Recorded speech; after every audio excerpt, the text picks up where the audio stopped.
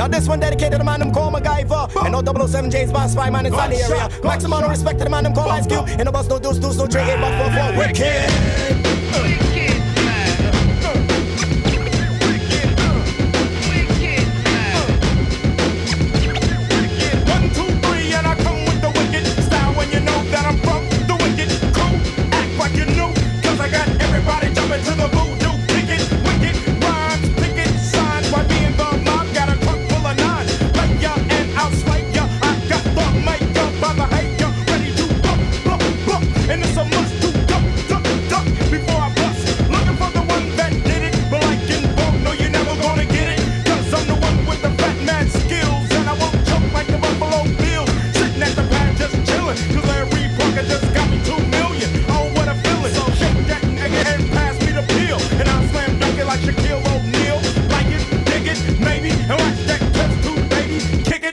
You know the wicked, Ice Cube and touch a claim us on, yes, them wicked. If you had a mic and bust up the crown, yes, them wicked. All of them y'all with the sound. My name is Santiago and Ice Cube, we run the town. Wicked, look at the way y'all lick it, I'm wicked.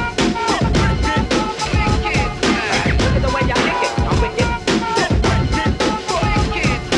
Don't say nothing, just listen. Got me a plan to break Tyson out of prison. Come my way and get served. Still got a goose that'll run you off the curb. Nappy head, nappy chest, nappy chin, never seen with a happy grin. Cause I'm down, take a look around. All you see is big black boots stepping. You must still toe as a weapon. Kick ya and flick ya. Now they want to label this nightmare. Take with the sticker. Digging out girls that's nice deep. Yep, I got a body count like ice tea. From here to New York, I get skins and ain't talking about pork.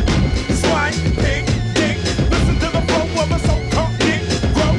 Who didn't know I was funky as wolves and pig it, dig it, cause I get wicked. Ice Cube and touch a chambers on, yes, them wicked. If you got a mic and bust up the ground, yes, them wicked. All of them y'all with the sound. My name is Santiago and Ice Cube, we run the town. Wicked, look at the way y'all lick it, I'm wicked. Look at the way y'all lick it, I'm wicked. People wanna know how come I got a gap and I'm looking out the window like Malcolm. Ready to bring that noise. Kinda trigger happy like the Guitar Boys. April 29th, force power to the people. And we might just see a sequel. Cause police got equal hate. A horse is a pig that don't fly straight. Do it down gates, but it's Willie Williams. Down with the pilgrims. Just a super slave. We'll have to break his ass up like Super Dave. I'm wicked enough to pull this. Cause now it's sewn to the fullest. Gorilla straight from the mist. But I don't miss when it comes to this.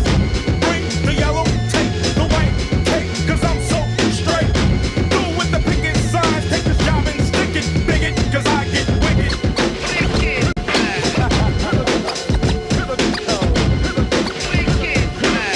One way, come again. Yes, them wicked, and wicked. Just take off them mic. Yes, them wicked, and wicked. Just put down the gun. Yes, them wicked, and wicked. Cause we run the town. And wicked, cause we run the town. Yes, them wicked. Go on. Back what's it? I'm the one them call Ice Cube. International superstar down Gogan style. Way back in Brooklyn. This side of Los Angeles, South Central style. Torture Chambers, them run the country. And my name is Don Jaguar. We are the top celebrities sin. Because we pick up the mics. Yes, we wicked, we put down the guns. Yes, and wicked, cause we run the town. Let's get this sound check in and let's get one in real fast. Let's do a sound check. Let's do a sound check. Let's do a sound check. Sierra, let me make sure you can hear me. I'm doing a sound check. Sierra out of Boston, can you hear me? Come on, sis. Can you hear me? Just let me know if you can hear me loud and clear. I just want to know if you can hear me. Don't act like your fingers don't type because I read the message you put up. So now it's time that I address it. Can you hear me?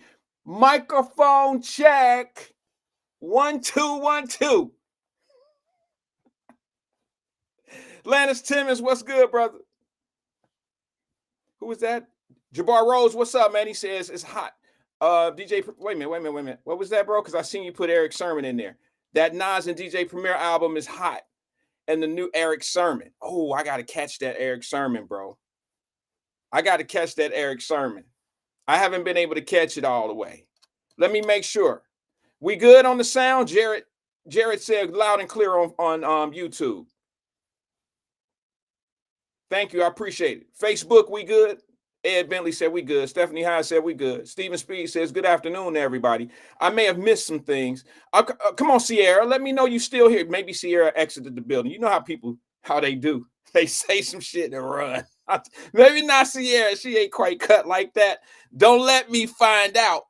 I'm gonna have to do you like I do to some of them other crews. You know, them crews, them twos and fews that hang together. If they think I care, that they don't come no more, shit, you doing me a favor. I can stay focused. You doing me a favor. You was doing more damage by being here. I just be honest with you. You was slowing the shit up. You was a speed bump, to be honest with you. Sierra, I ain't forgot about you. I ain't forgot. I'm going to let some people get in because what I'm going to do is I'm going to read your comment. Thanks for sharing the show, twin. Who else sharing the show? Y'all know I can tell who shared the show. So when you get the telling me, oh, why, you know, I watch it, I be sharing it all the time. I got guys I see sometimes, you know, like it's been a minute. I haven't been in Cincinnati in a couple, 2-3 weeks now. But y'all know over these 5 years, I see people out on the street and they'll be like, oh, man, I be catching your program. I be sharing that shit too, bro. You deep. Like, stop lying. You might have seen it once or twice. You may have heard about it. You might have even seen it and kept on strolling and passing. But come on, bro. You ain't sharing my shit. I know you're not sharing it because I can see who shares. It tells me who shares. I get a report on this shit. This is a digital world that has a lot of checks and balances. You can see who's here. You can see everything. You can see how long people stayed on. You can see everything. You can read all the comments. You can see it all. I don't know if people know that or not, but stop perping when you're talking to me about how you support things and how this and this and that. Tracy Dillingham, what's good? Tiffany Daniels, what's good? Tiff, did you see that my man Bud has retired? I'm happy for him. He hit his lick. What else he have to prove? He is by far the greatest boxer in a decade. How long has Floyd been gone? Floyd's been gone 10 years. Show me a better boxer than Terrence Bud Crawford. Show me a better fighter. Better boxer, better brawler. Well, he's probably not the best brawler in the world, but that's not what makes the best fighter. Terrence Crawford has retired from boxing. He'll be back. I'm sorry, Bud. I'm not telling this business. I don't think that he's coming. I think he's coming back. I don't think he's going to be retired forever. He just loved the sport too much. This is a guy who was in the sport away from the sport. You feel what I'm saying to you? Like, he's been like a lot of fighters, they're going to hate me when I say this, but it's a fact. A lot of fighters only get in fighting shape away from when it's time to get in shape for a fight. A lot of them don't live boxing away from, if they don't have a fight date announced, they really don't live boxing. They don't live the fight game. Let me tell you, I spent how long? A week with Bud Bomack and them out in Colorado. A week. And I was tired of boxing for a year. These dudes, Bomack know. Bo watched the show. Y'all just don't know because he don't want to be bothered with y'all. Bo will tell you, hey, we about boxing out here, bro. We about boxing. You know how many people got on flights to go out there talking about they're going to spar, they're going to be part of the team, and they get out there and both send their ass home the next day, if not that same night. Hey, bro, we need this bed for somebody out here that's really giving us some work. You know what I'm saying? So sparring partners is really giving us some work. I tell you the two he didn't send home. I'll tell you two people that he didn't send home. He couldn't have sent this one home because he was part of the team. Jamel Herring. Jamel Herring used to be out there getting good work with Bud Crawford out in Colorado. And Jamonte Clark. He brought Jamonte Clark, one of our good fighters out of Cincinnati, Ohio. I really wish he was still in the ring. That young man was out there giving Bud the business. Now, you know, I'm team Jamonte Clark. He's one of my guys, right? So we get out there. I'm taking pictures. Bud he's a cool dude. He's a really laid back, chill. I don't know how he's so tough in the ring. Some of the best fighters in the world be some different people outside the ring. And what I mean by that is, if you never seen them fight, you know, in a ring or on television or something, you would think that they worked at Chick-fil-A or some old shit. You know, as nice as they are. Now, that don't mean all fighters. I'm talking about a very few of them that I know that really do well in the sport, become world champions, and you would never think that they were fighters. Rasheed Warren, he was baby Pitt in the ring. But outside the ring, bro, like you would let him, you know what I'm saying? Like he's very likable, lovable guy. And these guys are terrorists in the ring. And Bud Crawford is the same damn way. I mean, I had never in my life been around somebody that'll let you have the last biscuit at the dinner table like Bud would. Everybody be smashing and smashing, blah, blah, blah. He paying for it. Go ahead, man, you got it. I tell you another one. Y'all might not like it because y'all want to joke and fool on these guys. The guys that I'm mentioning right now are very nice individuals away from the sport of boxing. And that Adrian Broner. I mean, if you ever knew the kid, I call him a kid because I've known him since he was a baby. Y'all know I grew up down the way, and his dad, Thomas, we call him man. That's his son. So, but I have never in my life seen somebody so generous. Now, generous don't mean you don't make bad decisions. You know what I'm saying? You could, because you have a car accident don't mean you're a bad driver. You might have made a bad turn or a bad decision at one time. All right. But away from the ring, let me get back to Bud. Away from the ring, that guy. I remember one time, let me give you my Bud Crawford story. And Bogo, I know they tripped. If he was white, look, Bud don't watch this show. He's not into politics. He don't do none of that shit. But Mac do, Bo do. We were out in Colorado, and y'all didn't really know Terrence Crawford at this time. Y'all didn't know him. Y'all didn't know Bud Crawford like that. Like he was nowhere near on your radar like that. Okay. He was sparring Jamel Herring and Jamonte Clark back to back. Like he would go one round with one. He would go 2 minutes with one, 2 minutes with the other one, and then 2 minutes again with that one, 2 minutes again, back and back. They went 12 rounds like that. All right. And I had the camera up, I had an iPad because what I'm doing is I know people going to be tripping when I say this, but I know a world champion. All right. I know people who are First of all, you have to be dedicated to the sport. I've never seen a guy become a world champion who was not dedicated. I'm not saying they didn't lose their dedication once they made it to the point of being a world champion. I've never seen a lazy guy undedicated to the sport become a world champion. I've just never seen that. I've always seen them put the work in and work all the way up to the world championship situation. And some of them do fall off because they hit the plateau. They hit it. You know what I mean? Fame and fortune comes with it. And that can be kryptonite to the strongest man in the world. Now, I've seen, we were in Colorado. I wasn't filming. I was taking pictures. Now, what Bud told me at that time, he kept on looking at me like, hey, Wyatt, put the camera down. I said, Bud, I'm taking pictures. I'm not filming you. See, he don't want to be filmed in sparring because he understands that, that film work is what people need. When you're working on things, I know what it was. See, he don't care that you watching him on film. That's unstoppable. You can't stop somebody from seeing you on film because you've been in the ring, you've been fighting. What he don't want out there is when you're working on something as a fighter, as a boxer, when you're working on something, you might not tell everybody what you're working on. You might just be working on defense. You might just be working on your slip game. You might be working on your shift or whatever, or just your footwork and getting your ass beat while you're doing that.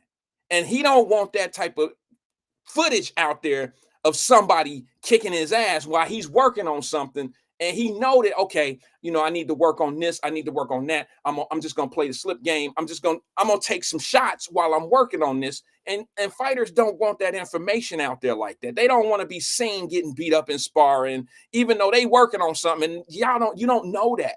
He might just strictly be working on defense and not throwing punches back. The other fighter, his sparring partner, might catch on. Oh, this motherfucker ain't shooting shots back. Maybe his hand hurt. Maybe his wrist hurt. Maybe his arm hurt. And they start going hard. And then on the film, see, the film don't have no thinking. The film don't think for people. The film lets you see what's going on. And now you have this perception. Damn, Jamel Herring is kicking the shit out of Bud. You see what I'm saying? Jamonte Clark is kicking the shit out of Bud. That's not really what's happening. So He told me one time, hey man, if you don't put that camera down, bro, you're gonna have to gear up. Put a headgear on and some gloves. Why get your ass in here if you don't put that camera down? I was like, all right, champ. But you know, it was all good. He it was nothing but love. He just thought it was distracting him. Okay, he didn't want, it was a distraction. And once he pulled me to the side after all the sparring sessions was over, he was just like, hey man, I was just, you know, I was distracted. I was working on something, man. And, you know, I didn't want to, once you told me you wasn't filming, you was just taking pictures, then I understood what was going on. I had this big ass iPad. It wasn't like I had my cell phone. Normally when I'm traveling and I'm taking footage, I usually use my cell phone because it's a great camera. You know, that HD camera work with the cell phone shit. Show me that's $1,000 camera if you go buy it somewhere. So I use my cell phone to get all footage I needed out here on the road when I was on the road, you know. So, well, he's, you know, oh, lunch on me, man. I ain't mean nothing by that. You know, we was just having a good time. And I told Bomac, I was like, bro, I was just taking pictures because guess what? He said, what? Now, years later, those same pictures that I was taking in that sparring session mean something to those guys that was sparring Terrence Crawford. See what I'm saying? I was taking memories. I wasn't just taking pictures. I was taking memories. I knew that somewhere in this gym, all this hard hitting, all this world championship sweat, one of these dudes gonna end up being the best in the sport. And I'm taking pictures of these guys. It's almost like being in the ring or being in the gym and you see somebody like a Mike Tyson or a Evander Holyfield or Muhammad Ali, and you just taking pictures. And one day those pictures mean something because you were there. You see what I'm saying? And it was like, you know, it was a great time. So yeah, that was the one time in Bud. That's the one time. I can't say that everybody's been called out by Bud Crawford, but I have been. I've been called out by the champ. He told me, get my ass in here, put that camera up, or you're gonna have to gear up. Put the gear on and come on in here, Wyatt, if you don't put that camera down. And I was like, oh shit, all right, champ, I got you. I know what it is. And he's just a nice kid. Well, he's not a kid anymore, but he's just a nice guy. Super nice. Unbelievable. Jamel Herring, nice guy. Nice guy. Rasheed Warren, Jamonte Clark, these guys are they're humble, unbelievably humble, that will whoop your ass. My kind of person. I love people that are like under the radar, quiet. And if you pull, you know, tap dance on the wrong string, yeah, they might handle business on you. But look, let me get back to something real fast. Let me see, where is that comment? Now, y'all know I came in on a couple different tunes today. And one of them, Sierra Brooks, had a comment about. She said, isn't Ice Cube part of the hip hop issue? Yeah, we talk about Cube all the time, about what he did with NWA. All right, he wrote a bunch of filthy, non-productive, bad shit for the culture, and people piggybacked off of it. Cube has a real big responsibility of what we see today and hear today and how hip hop is carried today. Yes. But let me tell you what Ice Cube did. That same song, Wicked, Sierra, if you listen to the lyrics, it's about uplifting Black folks. Think about it. Think, just listen to the lyrics. Think about what it's talking about. You got to understand, Cube got used by Jerry Heller and all them guys out on the West Coast. What up, Tony? What up, Jack? What up, Brenda? He got used. He wrote all that shit. Didn't get no publishing. He got used. He got used like the record business used guys like that. He didn't know. He was 17, 18. He was 17 years old when he was writing that stuff. He got used, okay? And now let me tell you what happened.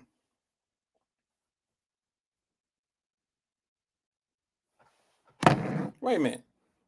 Am I spinning, Regina? Regina said, is Wyatt on? Am I the only one spinning? Let me make sure no. Regina, you might have to kick out, boot back in or something. I don't know what they call it, but log out, come back in if you can hear me. But I got to make sure Sierra hear what I'm about to say.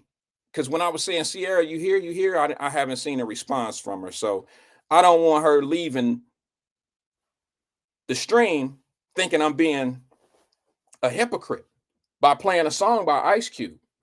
When Ice Cube left the West Coast after getting used up abused and used up by the, by the record company and all that, Jerry Heller and all them. It's jumping a little bit. Crystal clear on his end. David, tell them guys to get some 4K TVs or some 4K devices and leave that old shit alone. I'm just playing. Certain people I could play with like that. But when Cube left the West Coast, where did he go? Where my hip hop historians? When Cube left West Coast and stopped talking all that crazy shit with the NWA posse and all them old cats and the police and all this old shit and the downing of the system and all that old shit, where did he go? And who did he lock up with? When he left NWA, he went to New York and he wrote, he linked up with Lynch Mob. Lynch Mob was part of Public Enemy. Public Enemy, put Cube in with the Nation. Okay, so you really think the Nation of Islam about to team up with Ice Cube and he out here talking about bitches and hoes and sluts and rocks and this and that? No, Cube got on track. Cube understood. That's why Cube is more successful than all of them, because he got on the right track. He knew how to change his life. How he changed his life was stop mixing up people's minds with bullshit and give them independent thinking. That's why Cube got his own label. That's why Cube has his own the studio. That's why Cube has his own film company. That's why Cube is worth a couple $100 million or whatever it is. Think about it. They all, the most successful ones out of NWA, the most successful ones left that indoctrination bullshit in their head. They left that bullshit and went off and did something different. Even Dre had to get away from that brainwashing bullshit, and he started his own thing, Aftermath. He started working with R&B, shit. He had to get away from that gangster shit and we down and all that old shit. And if you want to get something, you got to take it ass and mentality. You got to get away from all that bullshit. Get some love in your life. Stop hating so many people. Yeah, thank you, Jared. The big three. Look, how much more Jared, come here, bro. How much more independent can a black man be if he says, oh, you don't want me to buy an NBA team? Oh, you don't want to give me an expansion team in the NBA and I got the money? Oh, you don't want me to do that? Well, fuck it. I'll start my own league. Of course people want you to dislike Ice Cube. Cube is the blueprint. Cube is the blueprint of what I talk about over here all the time. You don't got to be all, you don't have to take no upfront money from them when you got the name, and you can do it yourself. I think I say that on every show. I don't think I've come on Wyatt Live and have not said that at least one time. Every show. Cube bust out and did everything independent. He wrote, he produced, he did his own thing. He did his movie Friday. He put his own money up for that. He made stars. This is what you do when you become an entrepreneur. It's like you open up the door. See, being an entrepreneur doesn't necessarily mean you're the only one that's going to succeed at what you're doing and what you're working on. It opened up doors for other people. Mike Epps. You look at Mike Epps, wouldn't have been anything if it wasn't, well, I shouldn't say it wouldn't have been anything, but Mike Epps got a huge lift from from Ice Cube and his productions and things, from Day Day to, his thing, all that stuff came from Cube, bro. Come on now. This is what happens when an entrepreneur gets in the mix of things and start running up with his own money, his or her own money. And of course, people don't want them guys to be known as being something special in our community. Yeah, you could start out bad. You can end up doing something. You 17, you 18 years old, and you don't know your impact of the world. Yeah, you can make some bad decisions and you can write some bad music, but then you go make good on it by making music that's uplifting your people. You get with the Nation of Islam and they start telling you, bro, our women aren't bitches and hoes and sluts. When he moved to New York, he never made another song, bitches, hoes, and sluts and black women. He never did that. It was all about uplifting. Now, he put some shit down with, Yeah, exactly, Bar Rose. Cat Williams. Cat Williams has Ice Cube to thank for that. Remember? Friday? Oh, come on now. Come on now. The people you laugh at the most came from somebody, most of them came from small independent black film producers. Yeah, most it's just crazy. So yeah, I bet you Sierra, she gone now. But see, if you're gonna come in and say all that and try to crack them jokes at me, you got to be able to say, you got to be able to stand on some other than, oh, a slight, Sierra. You got to be able to come in a little stronger than just a little slight. You know what I mean? There's a few of I'm well practiced over here. There's a few people that do that on this platform, and they starting to fade away. They're fading away because they think that you don't peep game. They think that you falling for that old brother shit. Oh, bro, I'm just nah. If you can get traction of tearing a brother down, if you can get traction of tearing me down, you will. You will. We all know them type. When you don't succeed, then it was, I was just playing. But when you get some traction and motherfuckers following you and they think, and you can get a laugh or two, or you can get people on your side or whatever you need to feel fulfilled, you'll do it. Nothing wrong with you. We just we not slow over here. We understand. We get it. All right. So, and that go everywhere. That ain't just here. We got people on your job. People on your job. Sit with your ass in the cafeteria. Brother, sister, your ass to death. And then when they get a chance, they running the bus on your ass to the supervisor. You know why it was 13 minutes late this morning. He tried to creep in through the side door. But if you ever need a new supervisor, I'm here, Tom. I got you. He act like he don't really want the job. Shit, you really need somebody in there that really want the job, Tom. Then that would be me. I'm down for what we need to do to make shit right around here. Ding, here come lunch. Wyatt, what up, dog? What up, man? Shit, man, what you doing for New Year's? I ain't doing nothing.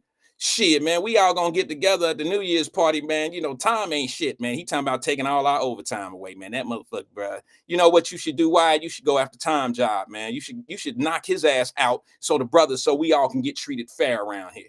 That's how shit go. That's exactly how shit go. That's exactly how shit go. That's why, and it's just accountability. It's almost like some people just don't want, exactly, Jared, player hating.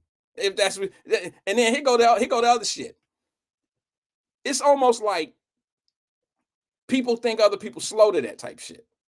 Like, this is why I don't have friends on. I never had friends at work.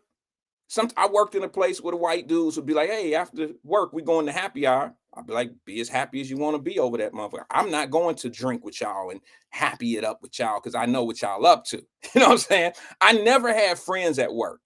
I had colleagues. I had people where we got shit done together. We got the job done. But I never had anybody except one of my mentors. If I can't get a mentor at work, if I can't get somebody at work that's a mentor to me, then it's nothing. Me and Paul White, one of my biggest mentors, he was my mentor for years. We found, he put me under his wing, and I said, this brother is really about trying to improve me as an individual. Because, I was wearing, I was out of, me, bro. Like, I'm a little dude from 1335 John Street. I've been wearing suits my whole life. But there's a huge difference between wearing a Tom Ford that you see today versus an oak tree that I was wearing back then. Okay? I didn't know any better. I was in a corporate organization wearing suits that I was, Friday was payday. I'd wear a suit on Friday, go out in that same suit on Friday at the club because it was a club suit and I didn't realize it.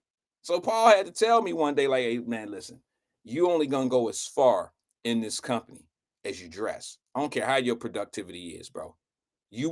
I'd rather be the one, Lil Rand, because he called me Lil Rand, because we became family. He was the one that he told me one day, he said, hey, listen, man, you do well here. You can do much better, but you got to change your wardrobe. You got to learn how to assimilate with the big dogs. If you don't, you always gonna be outside with the small dogs running around guarding the castle. You got to learn how to work in the castle. You got to learn how to get the seat, the crown in the castle. And it ain't by being out there with the small guard dogs. You're not a guard dog, bro. You know what I'm saying? So I was like, okay, well, what I need to do? And he schooled me on some things, told me about a few things that I needed to change as a young man. I was young, fresh out of school, the whole nine. I didn't have a father to tell me. I didn't know the difference from a Brooks Brothers suit and a suit at Oak Tree in the fucking mall. I didn't know the difference between that.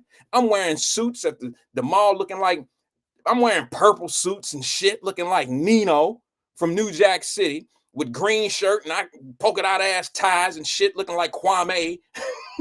And from the right, I'm walking in looking like a fucking rap video. And we got $90,000 merchandise sales going on. I'm just not in the element. I was not raised properly to be, I was not groomed properly to be in that element. And I'm telling you that now, and I told myself that a long time ago, and I told the people that I love that same thing. You're only as good as your development. You know, you don't ever say, hey, my development, is, don't be ashamed of your development. I'm super proud of my development, because it's not how you were, it's how you are. You know that old saying, it's not where you're from, it's where you at. Yeah, absolutely. It's funny because I was thinking yesterday, I was listening to something yesterday, and I couldn't believe some of the things that I was hearing from people. To be honest, it wasn't on this show. It wasn't on a show that y'all even watch. Y'all might watch it, but it's not a show that we even talk about here. I don't even know if y'all familiar with it.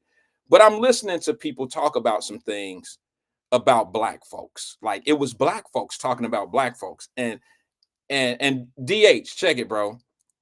It was crazy because all I heard was needy, greedy, crooks. Like our whole culture of being black is all this stuff that mainstream media talk about: crime, pocketbook theft, all this old shit, and killing cats on the subway. Like, that's art. Like, all of us are like that. And then the guy who has the show, he's a brother out of Detroit. Some of y'all know that. Some of y'all know Antoine. And that's a funny name. I keep telling you, bro, I don't know why you came up with Antoine. Like, you using your real name like that, bro. Like, Antoine is not like, that. He know how I feel about that. But I was like, he had to let him have it. He was like, why do y'all always come on here talking about broke ass black folks? Do y'all know that there is some black folks in this country that are rich? And I mean, filthy rich. Do you know that there's black people in this country successful? I mean, very successful. And it seems like every time we hold these conversations, it's almost like we're considered a flex if you talk about your success. I don't understand that. Y'all don't do that when white folks get to talking about the things they doing well and how they provide lives for their families and the colleges that they sending their kids to. It's not a flex when you hear it from them. That's like a normal situation. But why is it abnormal when we talk about it? Why is it a flex when we do that? And I'm like, wait a minute, bro. Y'all act like, I got a surprise to tell you. I got a surprise. All right. Y'all might not know this. All right. And I know, here we go. There you go. He on that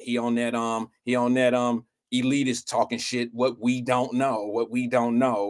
That's what they like to do. But sometimes we like to say things that's positive about ourselves and not consider it to be a flex, but consider it to be some facts, because it is facts. And we should feel good about some of our facts and stop being so much in our fucking feelings.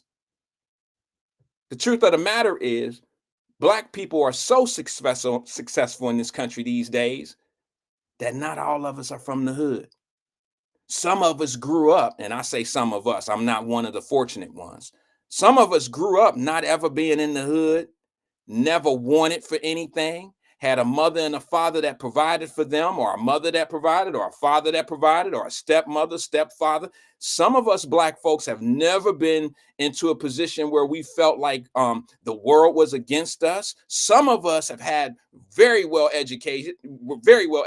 Some of us have never been on the fucking metro in our life. They've always had some type of form of transportation. Not all of us are dusty. And it's okay to say that we're not dusty. It's okay. Because what's crazy is the people that talk the most about how fucked up it is out here for Black people, I can show you, name one condition that's bad for Black folks in this country that white folks ain't going through the same thing. Because it's not really about color. It's about classism. Show me white folks that don't go through the same thing Black folks go through. And then I'll show you, I'll give you another one that's really going to make y'all want to call in and hurt me. Are there Black people in this country that live just like white people, that are just as privileged? Are they privileged because they Black, or are they privileged because of the class that they in? Now, I'm not going to sit here and be stupid and say that we're not, you know what I'm saying? That we're not, that we haven't had some rough patches and we haven't been treated different. See, this is when they leave, H. This is when they leave, DH. They don't want to hear shit like that, bro. And the only people that don't want to hear anything like that is probably those that want to have a reason. They have an excuse of why the shit ain't worked out for them.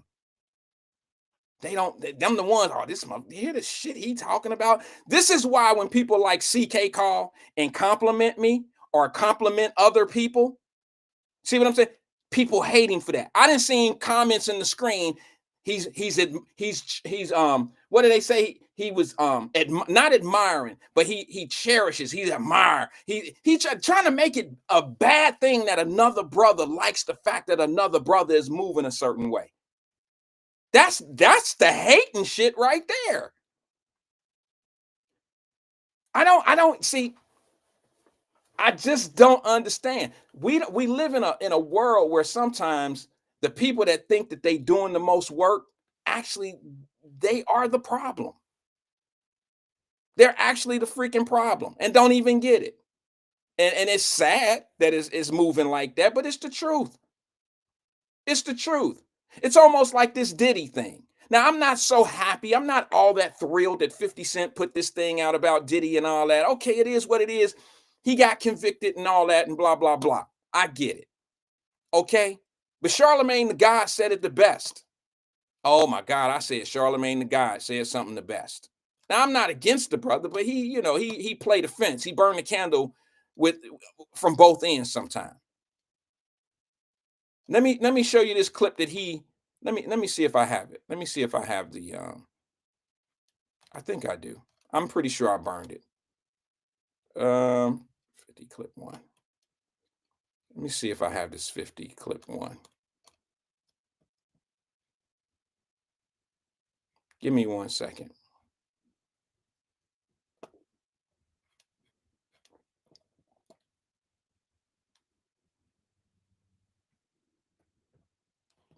I tell you what, I'm going to go to the phone line and I am going to try to find this video. It's a video of what Charlemagne the God said about 50 Cent's documentary about Diddy. All right. But until then, I'm going to find this clip. But until then, I'm going to go to the phone line. All right.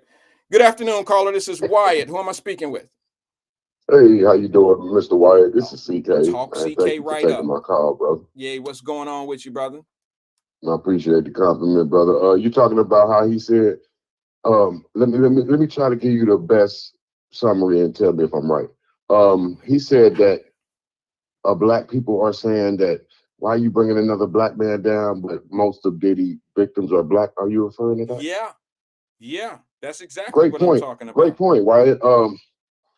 Yeah, but remember, man, you discussed this yesterday. I was just telling you about the personal implications. That's where I think the other people getting involved. What you You mean? know, the personal situation with his woman. You think that's a direct cause of him making the documentary, right? I don't know about that. I think they've been beefing before a girl. I mean, maybe I don't follow them like that. Oh, I see what you said. You said even if that happened, they still was enemies before he even had intercourse with his woman. I think so. I'm not Right, sure. I right, think right. you talking about Because, Diddy. like you said, the beef caused the intercourse, right? That's fair to say. Yeah, wait a minute. Let me just make sure I understand what you're saying. Are you referring to Diddy messing with 50's girlfriend? Yeah, yeah, that's what all this about. 50's hurt because it's not Okay. his girlfriend, his baby mother. Okay. Well, it's my baby mama. Whatever. Yeah, Whatever. yeah, same. But You right. here's the thing. I think that they had issues well before that situation. They've been at odds for a long time. Yeah, that's true. That's true. And he did not. So would you be offended about that? I think I might have. How would you feel about? Because 50 said he didn't like how he came at him offering to take him shopping and stuff. I mean, how would you?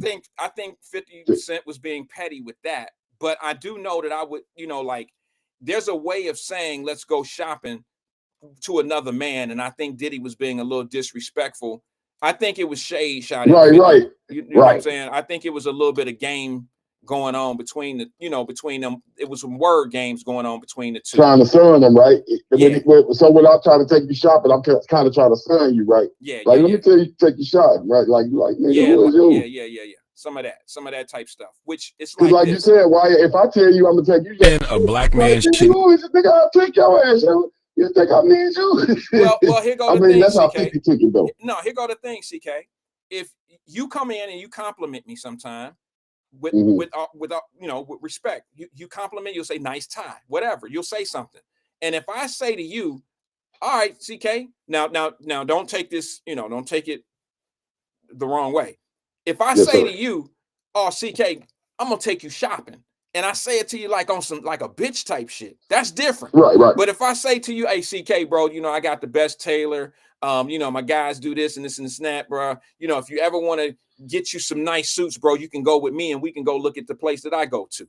That's how you Right. take that's how a man talk to another man about going Yeah. to a location. Respect all the way around, like Yeah. man to man right there. There ain't no son and nothing. Yeah, but see, when you talk to a man like he a trick, like you would talk to a girl or a woman, talking about I'm gonna take you Mm-hmm. shopping, that's you talk to dumbass girls like that. That's what men, you know what I'm saying? Oh yeah, because that's all it take to get with you is to take you shopping. You treat them like that. You know what I'm saying? So Right, so right. 50 And got then, a like little. you said, being from where you from, you know so much game that we not falling for them little stuff. And now I think, like you said, remember what you just said. If that conversation that we having, I think the problem was Diddy had people looking up to him like that, but he was taking advantage of those people. Do you understand? Just like the Yeah, situation you just described with me and you, yeah, he was taking advantage of a guy like that. Would you agree? yeah, I would agree. Yeah, like just like you just said, he probably would use the same language as you, but he has different intentions. Hey, let me read this to you, CK. Let me see if you Go agree. ahead, sir. Let me see if you agree with this. Darren Edwards just said something very powerful. He said, "Why no one complains when they did the Surviving R. Kelly documentary, Double Standards." Now, who did that documentary? I don't know. I can look it up real fast. Who did that? That was on Netflix too, right? But Did you watch that, Wyatt? You didn't watch it, right? yeah, the R. Kelly one. Yeah, I seen it. It was Yeah. years ago. I don't remember who put it out, like who got the money off of it or who produced it and all that. It wasn't Tyler Perry or nobody like that. You see what I'm saying? But I think Darren is exactly right. There's a double standard when certain people put stuff out. When Diddy put this thing out, when 50 Cent put this thing out about Diddy, it all turned about on 50 now, as if Diddy didn't do horrible things to people. I Right. thought it was a little petty, but I'm not saying it's petty like in the same type of reasoning that most people might think is petty. I don't believe in kicking people down when they down. That's just not how I move. However, I'm not gonna kick 50 because he put something out that's a true story. It's almost like this, CK. Um, it's almost giving Diddy an excuse not to be held accountable for what he did. And the same people that say, "Oh, he put a black man down," nobody's talking about how many black people Diddy did wrong. There's one white Yeah. girl on the whole. There's one white girl that's complaining. Everybody else, I'm talking about that's complaining about Diddy's actions. Everybody else is black. Black woman got shot. Black people lost their jobs. Diddy made black people do crazy shit. Nobody wants to hold the black man accountable, even when he does black people wrong like that. They always got to find a reason to be on the bad guy's side. Right. And especially when he's come on, Wyatt. I'm recording myself when I'm about to get arrested. I'm making a documentary. It's like, come on, guy. So I want you to understand the conversation you're referring to is Fabulous Jim Jones. That's what Charlamagne was talking about. And if you listen to what they were saying, Wyatt, they act like he did absolutely nothing wrong. You would think that Diddy was the victim, sir. That's what I'm saying. But Diddy is one individual. Diddy harmed and disrespected and changed the lives, ended careers of more black. He harmed more black people than he harmed than black people harming him. He's an individual. Diddy created a world of dysfunction and craziness in the world of black people. And this is Harlem. This is their DNA. We hate black people from Harlem. Remember, we murdered Malcolm X there. So you have to teach the kids where this hate comes from. Those East Coast brothers spread hate throughout the nation. Remember, we was more united down south. We're more united in Cincinnati. New York cats are so arrogant and think they know every damn thing, and they the dumbest ones. And they hate black people the most. I give you that, bro. I hate to give you that one, but it's the truth. Like East Coast people, East Coast brothers. If you from Brooklyn, you don't have a friend. Oh my God! I'm telling you, bro. They rob baby. Let me tell you, comment section. They rob mama everybody. to jail. They'll send their mama to jail for a bag. I'm just being honest with you. He's not lying. I'm just being honest, bro. I've never, and I know I'm gonna lose a few because I go to Brooklyn quite a bit because of in business. But I'm telling you, bro, I've seen guys burn their own family stores down and just do some of the craziest stuff I've ever seen in my life and blame it on someone else and just act like they didn't have anything to do with it because they were going to get cut in on some insurance money. Now, this is a true thing that I've heard and seen before. And the true statement about what we're saying about New York, we have proof, people. New York is where they play that black pride, the medallions. So the people that play like they the most blackish and I'm super blackity black, those the ones that hate the black people the most. Well, not and they all. come from New York City. Yeah, not all, but hold on. I'm trying to find out who I'm talking about. I'll give you an example, like stop, turn it rock, don't stop. Don't stop. That dude, African Bambaataa. Yeah, I know. His whole, look at his name. Look what he did to black people. He's a Diddy of Diddy before Diddy. And he was doing it to children, sir. And that's the guy we make a hero in hip hop, sir. Yeah, well, unfortunately, not all of us do that type of stuff. I don't really necessarily, I don't see, hold on. I'm trying to see who actually did this, the main R. Kelly documentary, Surviving R. Kelly, isn't an original Netflix production, but aired on Lifetime and features executive producers Dream Hampton, Tamara Simmons, and Jesse Daniels. Those are the producers. The executive producers is Dan Hampton. I don't know these folks, so I don't know their nationality. Not that it really matters, but no one gave any of those people a hard time when they put that documentary out about R. Kelly. And you know what? I'm gonna say this. I think one of the differences is R. Kelly had that situation go on for decades. I mean, years. And these were all like girls that were like 15, 16, 17 years old. Now, in the defense of Diddy, if I could, I don't think no, and I'm just gotta be 100. I don't want to just crap on him all the way. But the truth of the matter is everything he got convicted of, not everything that he was charged with, but everything that Diddy has been convicted of, none of it was dealing with children, underage kids. You see what I'm saying? So, there's a difference between the two situations when it comes to that. And sir, you need to clarify this for R. Kelly.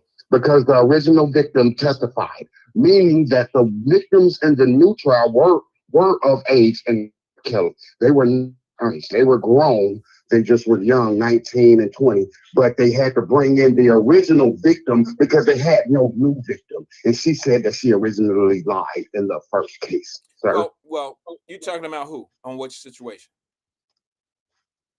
I'm talking about R. Kelly, sir. Oh, Robert okay, Kelly. R. Kelly, yeah.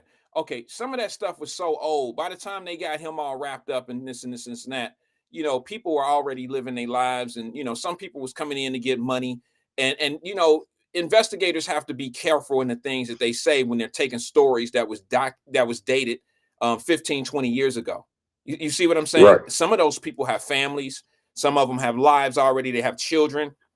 Some of them didn't want to come forward. They didn't want to tell the history. They didn't want people to know who they were, even for the money. They didn't want to be out there like that. And because it wasn't a guarantee that you were going to win any civil lawsuit after exposing that you was part of something. Because, R. Kelly had been, I don't know if y'all noticed, but R. Kelly, and I don't pocket watch like that, but it's been well documented that R. Kelly kind of ran out of money. You know what I mean? He's run out of money. He's not as, because of the legal troubles, right? well, not just that. It's because he's illiterate. R. Kelly can't read or write. So his contracts, all his publishing he never really got publishing. He was writing songs and doing a lot of stuff for people. And why do I need to read or write when they tell me I need to get an attorney to make sure my contract is good? Well, that means I can't read from the beginning, right? I hate to say this, and I don't mean it directly to any, Esquire himself or herself. But to be honest with you, sometimes the lawyers are in on it. Okay. That makes sense. That makes sense. If you have an in-house record executive lawyer and they know that you're not well vamped on certain areas, they will convince you and they'll draw up these contracts to benefit the other side. It happens all the time. That's why a lot of these guys never have publishing, because they signed it away. They signed the publishing away. And R. Kelly ran into all of that as well. You know what I'm saying? Oh yeah. So that publishing that's where it's at right there. You said, I'm so young, you getting all the publishing for all these lyrics I'm writing for you. Because I'm 16 and you 26. Let me give you a perfect example. the game better. Let me give you a perfect example of how the publishing is the real yeah, Sierra just said it. She said sometimes the attorney may be employed by the label. That's the in-house executive lawyers that I'm talking about. Yeah, she's right. Now she pop in. That's Jerry Heller, right? So Jerry Heller was the attorney by the label? No. Jerry Heller was Eazy-E's partner, but yet he did act in the capacity of a legal for whatever. I think it was called what was the name of their label? Ruthless. Yeah, he was. So you understand O'Shea's when he said, "Hold on, let me take this contract back to my parents and my attorney." Yeah. You understand where he's coming from? Yeah, but I think that was a misconstrued. I think that was misleading in that show, in that movie, because go deeper. Well, because Ice Cube was 17 years old at that time. Okay. So he wasn't even old enough to sign a contract. Oh, yep. Great. I mean, it's just great observation. Yeah, it's just little things like that I know some inconsistencies of how the story was told.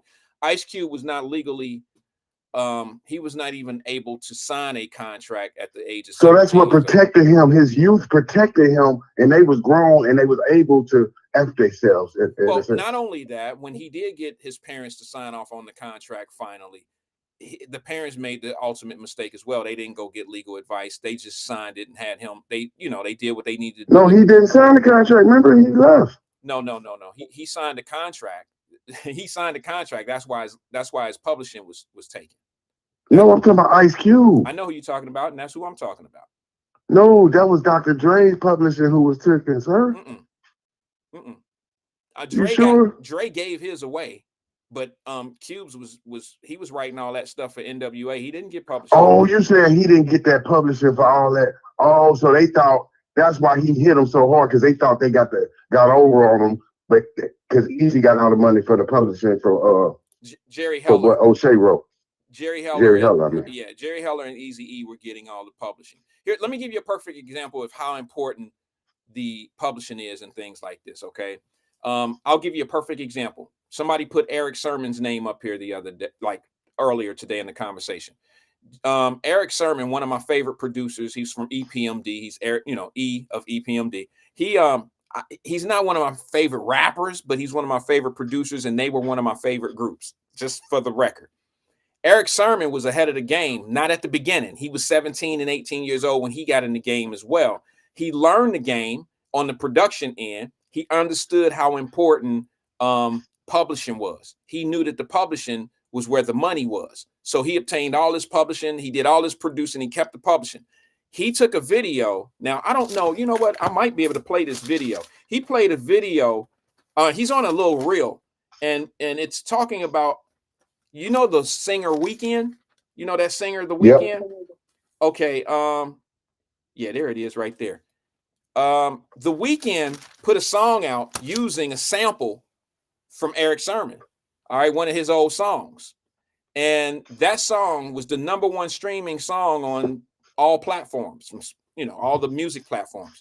Eric Sermon, the one little sample, that little clip, that little sample that they use, that sample they use from Eric Sermon, that's been able to make him $250,000 a quarter in rotation a year. So in publishing, just him using Eric Sermon's song made Eric Sermon $250,000 every 3 months during that run of that album. See what I'm saying, bro? Now, the artists don't make that kind of money. Nobody, nobody makes that kind of money other than the person that owns the actual music, the producer of the music, whoever gets the rights, whoever gets the publishing. So when you can make money like that, then that's where you're supposed to be focusing. I wouldn't even want to be a singer because unless you are Mary J. Blige and you getting $300,000 a show, do you know how long it takes some of these guys to make $250,000? Do you know how hard they have to work out on the road to make $250,000? Luther Vandross type of background. Well, there's artists these days. $250,000 is a lot of money to everybody. I don't care how much money you have. $250,000 is a lot of money. But to everybody. To everybody. I don't care how rich you are or whatever. But to someone like Eric Sermon, $250,000 is him not having to go out on the road for 2 years, 3 years, because he's never gonna make. That guy's out of the game when it comes down to performing. He'll never make. I guess he can make 25,000. 50 is the max he could make. You know what I'm saying? He's not a current guy. You know what I mean? Nobody's gonna pay him $200,000 to come to the jazz festival, but they'll pay Mary J. Blige $250, $300. Hey, let me leave you with this, man. I'm about to go get this paper because you brought up Eric Sermon. Okay. Because what you said, if you watch the documentary, sir, he steals the effing show. The green-eyed bandit came in there. He's the comic relief. He might win an Oscar. Let me give you just one line. It was so hilarious. He said, man, this guy Puffy, man, he wanted to be Scarface, but he already had everything. I fell out laughing, Wyatt. Yes, he said he wanted to be Scarface, and that sums up who Diddy is. Wouldn't you agree? He already got it. He's still trying to be something. Nigga, you already. Like, that's what Sermon said. If you already at the top, but he's still hustling and going so hard, like, what's wrong? Why are you trying to be Scarface and you already got everything? What is you trying to be a gangster for? Yeah, I mean, that's kind of what he was saying. He was trying to fit in with a culture that he was perpetrating. Diddy was not perpetrating. He was not a gangster. He turned gangster because he had the money to play like a gangster. That gangster fallacy and all that old fake shit. You got enough money, you can be anything you want to be in this world. Okay, you got enough yes people, you got enough people that won't tell, you got enough people you can pay off, you can be whatever you want to be. Try to do that shit with on a shoestring budget and see if Diddy wouldn't have died a long time ago. See what I'm saying? You can't do that type of shit. All right, man, you have a good one on this, but just answer this for me. Okay. Was my analogy right when I said when he entered as a rookie, entered the game, he was the kid and play Fresh Prince type of guy, and Biggie and Tupac was more on the gangster stuff. Was that a good analogy? He like the kid and play style guy? I think that's probably the best analogy you've ever made on the Wyatt Live show. And if we were sparring or boxing, you would have that would have been a punch that you can hit me with that probably would daze me for a minute. That was one of your best analogies. I'll give you that, brother. Okay. That was because he was really about luxury life rapping and stuff. He was the Kwame and that type of style. That's what Diddy was. He was Kwame was such a nice guy. Everybody loved Kwame. He never had a bad he was special ed type of critic. guy. Like you said, he's special. But man, thank you, man. Okay, keep prospering and bless the family, brother. Same to you, brother. Thanks for coming in and engaging with us, CK. One of my favorite callers is CK. And yeah, I like CK because he's very complimentary. And yeah, we can get lost in the sauce sometime, but that I don't, hey, it is. He make it up in other areas. I mean, I like CK. He'll cuss me out even when he don't understand where I'm at with some things, and that's all good. But I think CK in his own little wickety wackety world tries to check me and tries to keep me on point sometimes, and on certain things. I mean, y'all have heard him go off. Mother, what do you mean? What? That's what he does sometimes, and it's all good. I ain't got nothing but love for him. But that all being said, like I was talking about the Diddy situation. I'm not here to protect Diddy. Diddy did a lot of people wrong. I was talking about and I brought it up the other day when I said, well, I don't know why 50 doing this. It's just not what I would do if I was in that position. But that don't mean that I dislike him for doing that. And no, he didn't reach out, and I didn't reach out, and no shit like that. And I'm trying to, stay in good graces with no, it's none of that. None of that. I'm just being honest with you. I think I agree. Who changed my mind a little bit was Charlemagne the God of what he said. And I don't really agree with Charlemagne on a whole lot of things. Because like I said before, and I don't know Charlemagne, never talked to him in my life. But I'll be honest and tell you that I think he's one of those dudes that burn the candle from both ends. He's a sometime type of person. It's one thing to be a person that believes or stands somewhere in the middle and have thoughts of both sides and beliefs of both sides. But sometime, bro, you shoot one side down like you really just like you lean one way, and that's cool. But you just not as critical on one side as you are on the other side when it comes down to certain things. Like when he talk about fathers and stepfathers and stuff like that, I'd be like, bro, like you way out, but that's just my opinion. What's up? I'm gonna call you Princess Flower. Sierra Brooks says CK has never lost a debate against Wyatt. Undefeated caller of the year. Should we give him a title? Should we give him an award? Should we call him the undefeated? What was that, Sierra? Undefeated caller of the year. Yeah. I would not sleep at night if I gave him a t-shirt that said that. Because he would come in, Sierra, with some crazy shit after getting that title. He'd come in and he would. I am not trying to put an Energizer in the back of CK. He don't need it. That brother is doing different things right now. Anyway, he stand on his own 2 feet, even when he's standing in quicksand. That man can maneuver through quicksand. Alethea, she says, good afternoon, brother Wyatt and family. What's good, sis? How you doing? Nephew looking 32. She be having him in all type of gear. Nah, he need to be a model. Y'all got to get him in some type of modeling thing.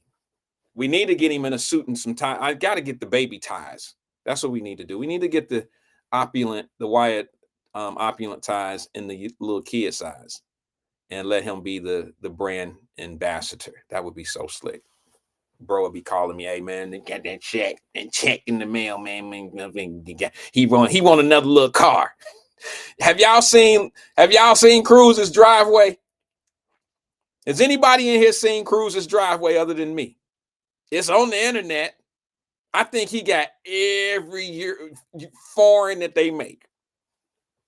I'm telling you, boy, this boy gonna have to hit a home run or two or hit some jumpers. He gonna have to do that, or he gonna have to invent something, because he ain't gonna never drive a regular car in his life. Y'all didn't ruin that. You didn't, sis. If you think my kid's bad, she rolled. Y'all know my daughter not like that kind of pulled up on Alethea, but she seen my daughter pull up, And my daughter rolled. She rolled. She got one of her daddy's cars. Okay, it's a pass me down, but still, yeah, I ruined him.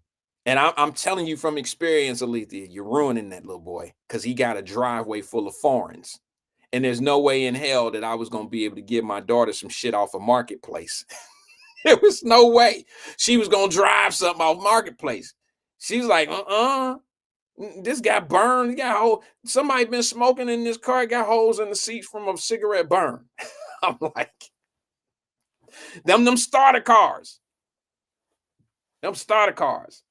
Yeah, shit. The first car I ever had, I paid probably $500 for it.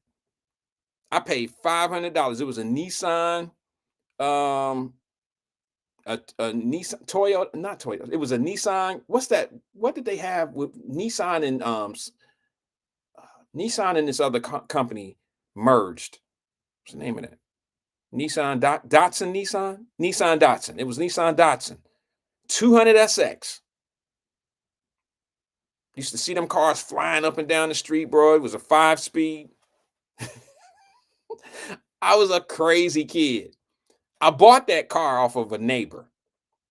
It was $1,000. I gave him $500, and he lived a few doors down from us. And he was dating this lady in the apartment complex. This is how I just finessed him. I didn't mean to. I meant to. I ain't gonna lie.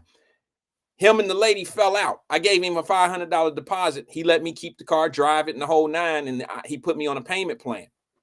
And I don't. God work. I ain't gonna put this on God. Shit work out in mysterious ways sometimes. God didn't do this. This was probably some devil shit that just happened to work out. Okay. He came and got one payment that put me $600 in the car. And then a couple nights after he came and got that money, I hear some shit going on outside. And it's this woman throwing shit out the window. Clothes and I look outside, and my brother, he looked like he was real dark. He looked like an African dude. He had a little small accent. I don't know what it was, but he was picking his shit up. Oh, baby, calling her. Get the fuck out. She was just going off on his ass. And she threw him out the apartment. So I'm $600 into this car. I owe $400. I owe $400 more. And it was come Friday. It was time to make my next payment. He knock on the door. He come over. He gone. He then moved away. He come back that next week to get his other $100 on that car. I don't answer the door. And he leave. I was in the house. Y'all know how you look out. And he left. And he came back the following week, okay, just for me. He ain't coming back for that lady or none of that. Not that I know of. I don't know what they talking about on the phone. I don't know what they doing. I don't know. I don't even care. I owe dude $400 on this car. I know I do. All right. He come back again. And when he come up to the door, now this was a small little apartment complex up on Walnut Hills on Beecher Street. Okay. Right across the street from the elderly tall building. I don't know who owned it or whatever, but it's an elderly home building. He come over there again. He walk up the stairs. I see him coming, and I'm about to just play like I ain't home all over again. He come up. He stand out there for about 20 minutes, hitting the door buzzer. I know you in there. He making this noise. He's trying to get at me. I know you in there. I seen the curtain move type shit. And I'm like, I'm 17. I'm 17 years old. And so I'm playing like I'm not home. And thank God my grandmother wasn't there, because she would have been the one to go down there and open the door. She would have let his ass come in and have a cup of coffee, whatever, and sit down and talk to me. That's how my grandmama was. But I'm playing like I'm not home, and all of a sudden I hear whoop, whoop, whoop, whoop, whoop, whoop, whoop, whoop, and it's the police. And they come up, they grab him, and they take him in handcuffs and take him to jail. I guess they took him to jail because I had not seen him ever since then. And I'm like, damn, what happened? Come to find out, the lady had a restraining order on dude, so he couldn't come on the property. I know this is bad, but it's a true story. He couldn't come on the property. We lived in Beecher Apartments, right? He couldn't come on the property. His dumb ass come on the property making all that noise. He yelling and screaming at my apartment. Well, my grandma yelling at our apartment. And come to find out, he got a TPO or whatever. You know, he can't even be on the property. So the police come and they take his ass off. And I ain't seen him since. He never came back. He never came and got the 400. I had the title to the car. I know, Donna, that's so wrong, isn't it? It took me one time to act like I wasn't home, and then the second time they came and picked him up because I guess they thought he was out there acting a fool to the girl. Somebody must have called the police, and they ran his name or whatever, and he wasn't supposed to be on the premises. He wasn't supposed to be in the apartment complex. Now you think I'm gonna take my ass out there and be like, "Hey man, he was talking to me." I didn't even know what was going on. So yeah, I found out through the woman. I don't remember his name. It's been too many years ago. I found out through her that dude had a restraining order and he couldn't come on the property. That's how I found out. She told me. And here's the thing. Here go the thing. He done did something so bad to her that when she was like, baby, you know, she was an older lady. She, baby this, baby that, baby that. You know how older ladies used to talk to us. Baby this, baby that, baby this, baby doll, baby, baby, baby. She told me one day, because she was in the laundromat, I happened to be there. She was like, baby, don't worry about that little money you owe. I forgot his name. Don't worry about that shit. I paid for that car anyway. I paid for that. You don't owe him nothing. You don't owe him nothing. If anything, you owe me. And baby, I'm telling you, you can have it. I said it was $400. She said, no, go ahead, baby. You can have that. You can have that. Because that mother, if he ever come back over here, he gonna need it. I ain't gonna tell you everything she said, but that's how it worked out. So I'm not gonna put God in this. I'm not gonna say that's how God did it, because you know God wouldn't have had me slip and dodge him that first time. Sad thing is, folks, you know how some of us are. I'm guilty of it. I had the money. I had the 100. He was coming for 100. I'm sure him coming to get that $100 cost him way more than $400 that I owed him. And I didn't really give a shit about that situation till I got older. Is it just me? Do any of us remember? Do anybody else remember things that we've done that we kind of feel ashamed of? And you didn't care at the time, but then now you look back and be like, damn, bro, I didn't realize the dude was gonna have to go through. Yeah, exactly, Roz. He said, damn, why I got an innocent brother locked up over the rent money. See what I'm saying? Like, I never even thought of it that way when I'm 17. And I think we had that conversation yesterday. I think Marquetta called and she was like, but you was playing music and you was doing this and you was doing that, and they was making this kind of music at 7. And I'm like, well, we don't, you know what? Like, I don't have 20 years to look back on and say I wouldn't have done it that way. I don't have I don't have an example of how not to be. If I'm a rapper today, I am not going to be an NWA type rapper. I'm going to be more of a D1 rapper, a guy named D1. I'm going to be more positive. I'm going to be more about educate. I'm going to be a different rapper. I wouldn't be the rapper that we've seen 30 years ago, and I can see the destruction that it's headed to. I wouldn't do that. So back when I was 17, I didn't know the repercussions of my actions. You know, but that don't mean that it's an escape. It's an excuse. Because think of this. You got brothers out here, and I'm going to put it on the brothers. I ain't going to put it on nobody. But look, y'all know these girls, when y'all finesse them and you get what you want from them, meaning sexually, and then they end up having a baby, and now she's your worst enemy. But bro, you dug that hole. You put yourself in that position. That girl didn't chase you. You chased her. Y'all know the old saying, boy chase girl, and then girl chase boy. Once the guy finished chasing and he get her, now she starts chasing him. That's just how shit go most of the time, in most cases. And these guys had these babies with these girls, and then all of a sudden, he's different, and this and that. They have kids, and don't nobody like each other and all this old shit. And I'm like, you dug that grave for yourself, bro. And the reason why I say that is because your uncle did the same shit, or your brother did the same shit.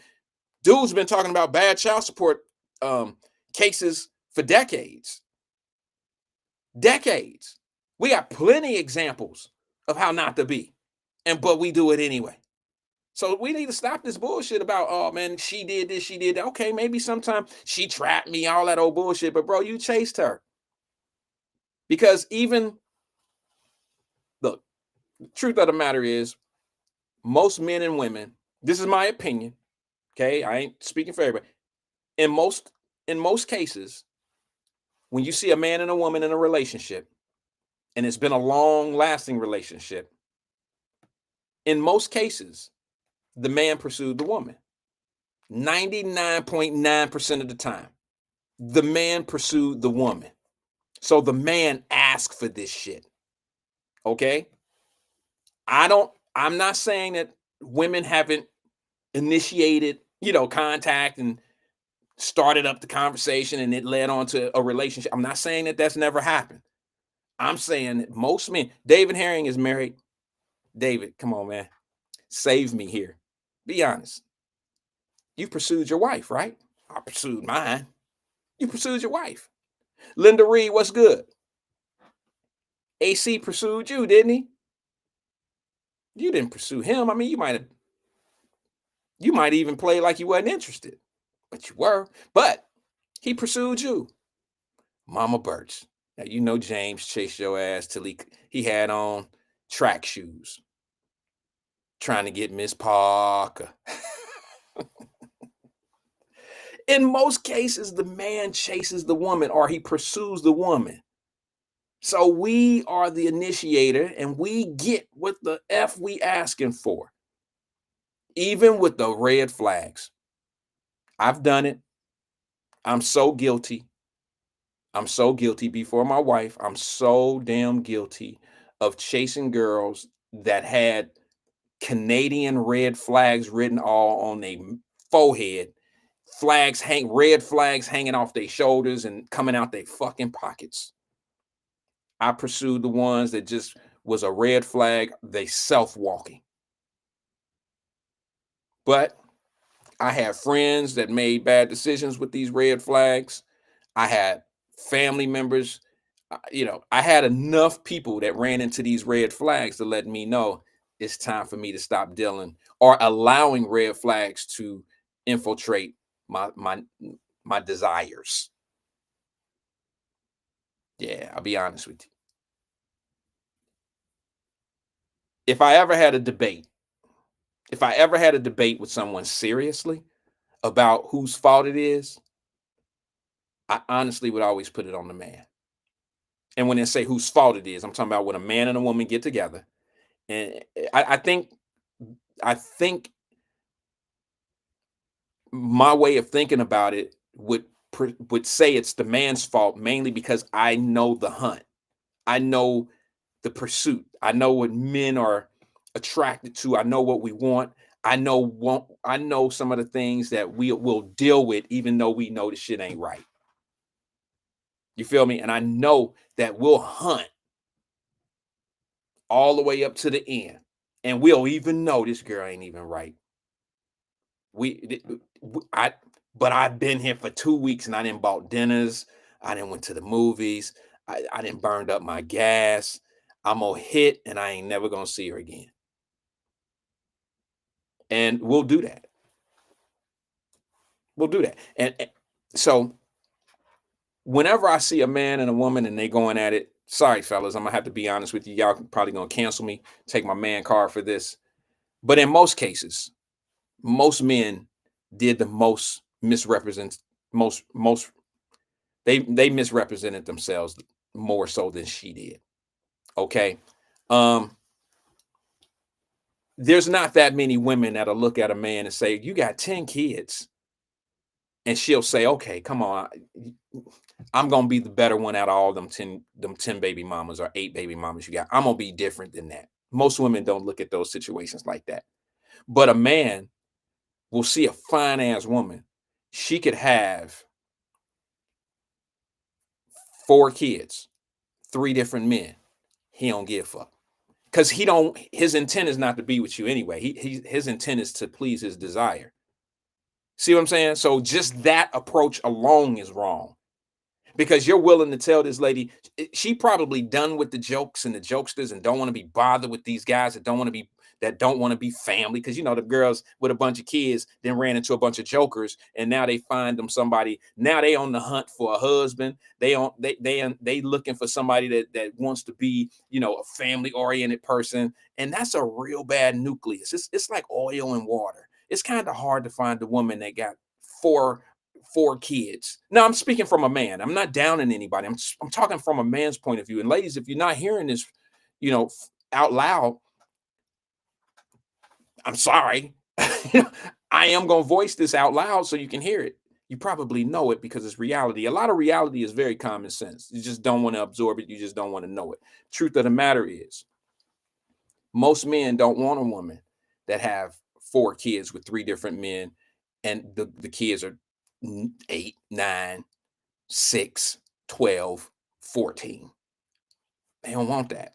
Now they'll kick it with you. They'll kick it with you. Not no wife. I'm gonna say something that's gonna get me canceled. I don't know if I'm gonna make it through the new year for saying this.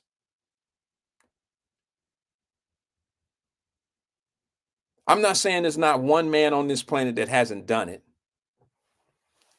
But ladies, if you got 4 kids, 5 kids with 3 or 4 different men, and somebody pursuing you, he don't really want you for what you think. He ain't trying to be your man. He ain't trying to be your lifelong partner. He's trying to satisfy his needs. He see you like that. And I know y'all gonna say, no, that's you, Wyatt. That's you, Wyatt. No, that's most men. That's most men. And that's that same guy. That's the motherfucker you don't like to this day, because you motherfucker, you knew I had 4 kids with 3 motherfuckers. Because look, real men know in most cases, it ain't just what he got to deal with at the house with them kids. It ain't that at all. It's in some of it. It's some of that, but it ain't even the traction. You know what I mean? It's not the traction. I'm sorry, I gotta say it. It's the I gotta deal with your baby daddies, and I gotta deal with them guys, man. Motherfucking Ricky calling from the penitentiary. Put my son on the phone, nigga. What? The son of yours that I'm taking care of? You know what I'm saying? I'm buying him shoes for school and shit. You disrespecting? Put my son on the phone, motherfucker. No, a real man don't want to deal with shit like that. I'm just, Jenny says women aren't looking to marry men with kids either. I agree. But Jenny, I'll be honest with you, sis. A woman is more acceptive. I see more women that get with men that have kids outside of marriages, and it's really a double standard. It sounds like a double standard to me. I don't understand why women would do it, but they do. You guys you're so kind in the heart that you can overlook a lot of shit, especially them red flags. You guys can get with a man that got 3 kids or 4 kids with 2 or 3 different women, because you fall in love with the man, because emotionally that's what y'all do. Guys,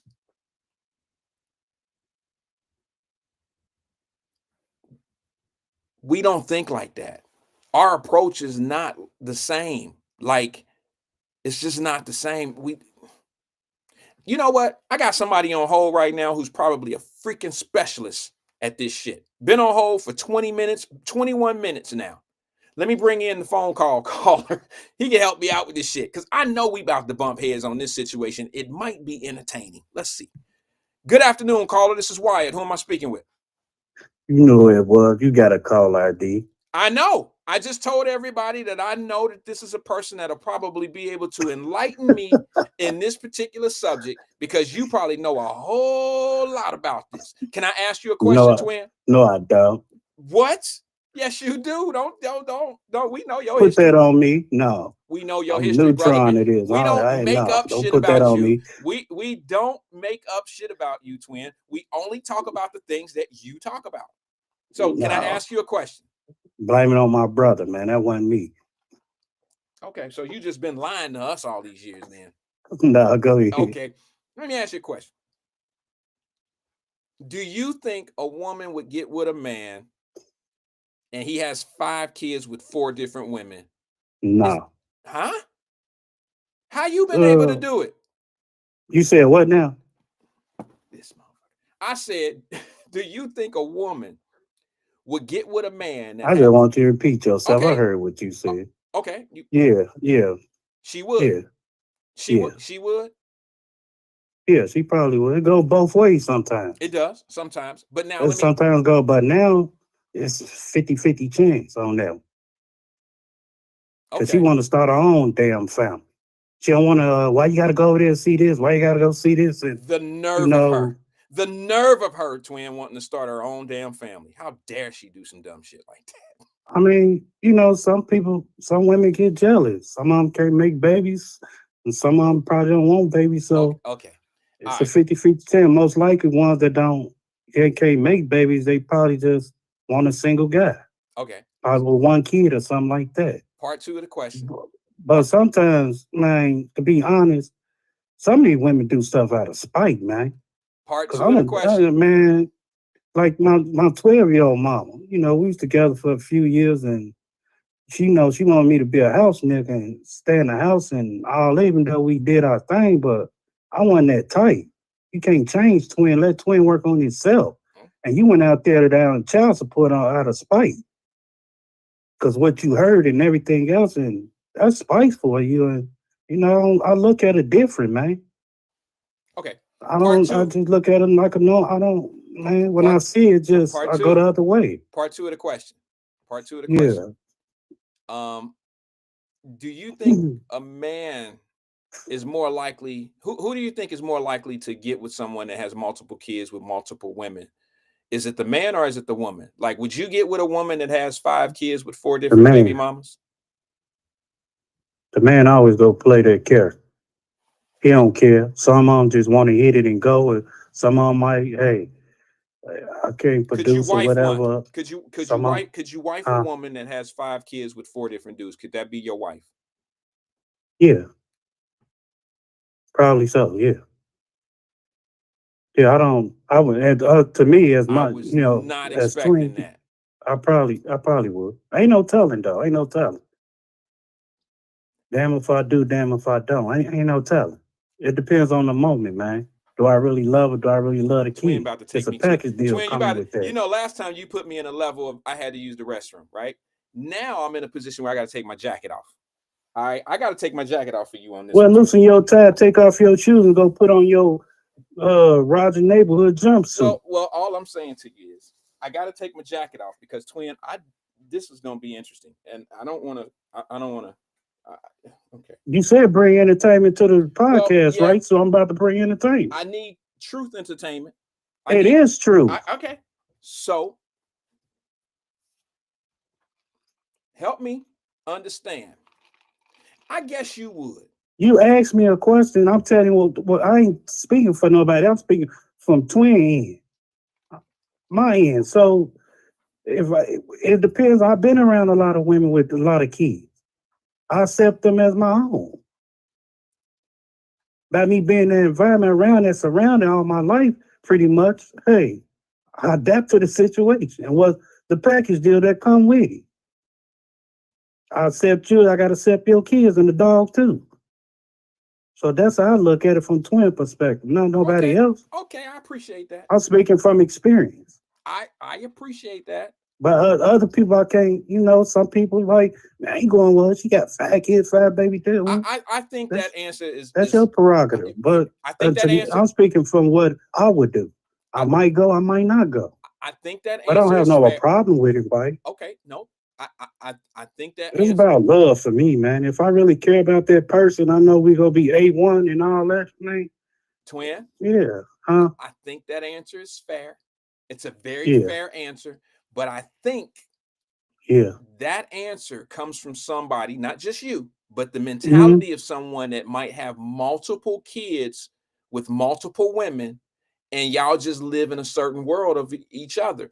I could never, and I know people gonna be like, "Oh, he tripping and all that." I But why love. before I was having kids and everything, I was around a lot of women older than me, had kids. I get it. I'm 18, they like 40 something, That's where it 35. begins, twin. That's exactly why you feel the way you feel right now, because of your experiences and how you were raised and what you were around.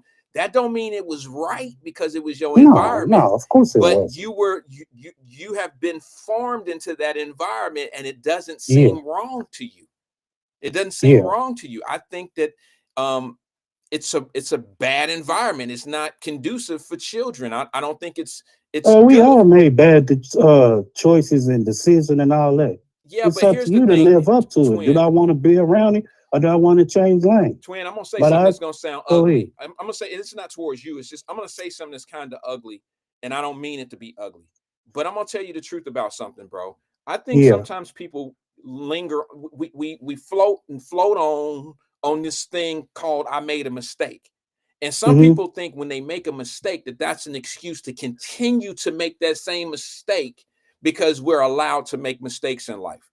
And Yeah. sometimes people make the same mistake over and over and over again. It's no longer a mistake. It's now bad decision making.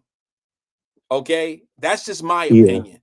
I think when people get stuck on I made a mistake. Yeah, that was when we were 17 and 18 years old. We hit, me and this girl we had a baby and we're doing the best we can to raise this child. I don't want to make a mistake like that again. I love my kid, all that old shit. I love my child. Yeah. I don't really love her, but I'm going to do the best. I'm going to be the man that I need to be. I'm going to take care of my kid. I am not going Yeah. to hate her and all that old stuff. See, you got some fan. Alethea just said, teach the men, twin. No, what you heard was twin talk about him understanding all of these different situations and loving these kids because of multiple mistakes. And at a certain point, everything is not considered a mistake. It's just I don't call. Oh yeah, you don't call that a mistake.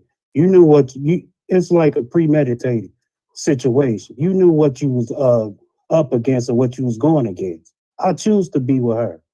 I choose to accept them kids. It ain't no damn mistake. You know what you was doing. You about to get butt no, naked I'm and not freaky. talking about making a mistake being with her. I'm No, it talking wasn't no about mistake I'm t- because you asked for that phone number. You asked to holler at her. no, I'm gonna see you later on. yeah, no, I'm talking about the mistake of having kids with a bunch of different women. I don't know if guys are actually out here. Some guys are. I don't call myself a mistake. I chose to do that. I could have pulled my pullout game was weak. I could have chose not to shot him on the So wall. that so I that chose to do that. huh? The wall. I'm just No, saying. I'm just saying. Hold on, bro. What I'm saying to you, come on, I'm trying to be for real. What I'm trying to say to you is, I think if your pullout game is weak, this is kind of not where I wanted to go with this. But if Hey, your you talking to twin, man. if I'm your keeping it if real, your man. game is You weak, just huh? if your pullout game is weak, then that means that you're making mistakes. That means that you don't have the discipline to be able to do it. The mistake is if you already know that you have a problem in that area, then protection would probably be warranted there. Don't you think? So the mistake you made Of course you first. know about protection, but Okay, but hey, what I'm saying to you is the first mistake you made was not protecting yourself in her. I think the first one, yeah, that was a mistake because I was thirsty. I ain't gonna lie. I That girl had a butt out this world, my see, first baby mom, and I had to let them jump talk. on it. And so it was some thirsty move. I'm like, man, I'm young and everything. I consider that was a mistake. But Okay. other ones, no. So the pullout game was on weak on purpose. Yeah. What? Then I'm it's saying not that. it was a mistake on my first baby mom because I was thirsty. I'm like, man, I'm young and I Okay. was hot boy, See, this man. answers the So question for me. This is why you're willing to go and be with a woman that has 5 kids with 4 different men because it's the way I was around the you environment. live in that environment. You live Yeah. And what I you established cultivated around that that. same type of group. So that's why you have no Yeah. problem being around it. So I get it. I'm not mad at you for that. I don't think it's But some people right. can't like some people can't, man. I ain't go like, I ain't gonna be around. She got 5 baby kids and okay. But here come twin and stuff and take over and all that. Well, 5 kids and all that. I don't have a problem because you know why? I was in the environment before. So No, you can't knock me for what I've I get been that. through. I get that. But I just I ain't think this. saying you knocked me. I'm just saying Here in go the general. thing, no twin. Here go the thing, bro. I'm gonna be honest with you because I think people love the honesty that we may have here. So you And can't say that because you married and you ain't never been in a situation. how you know? I ain't never been in You which know, situation, man, you a new man. bruh. I am from down the way. We was having babies at 14, and there was girls down there having babies at 13, 14, I 15 know, years I old. know, I know. I had plenty of opportunities to do the wrong thing. Trust me.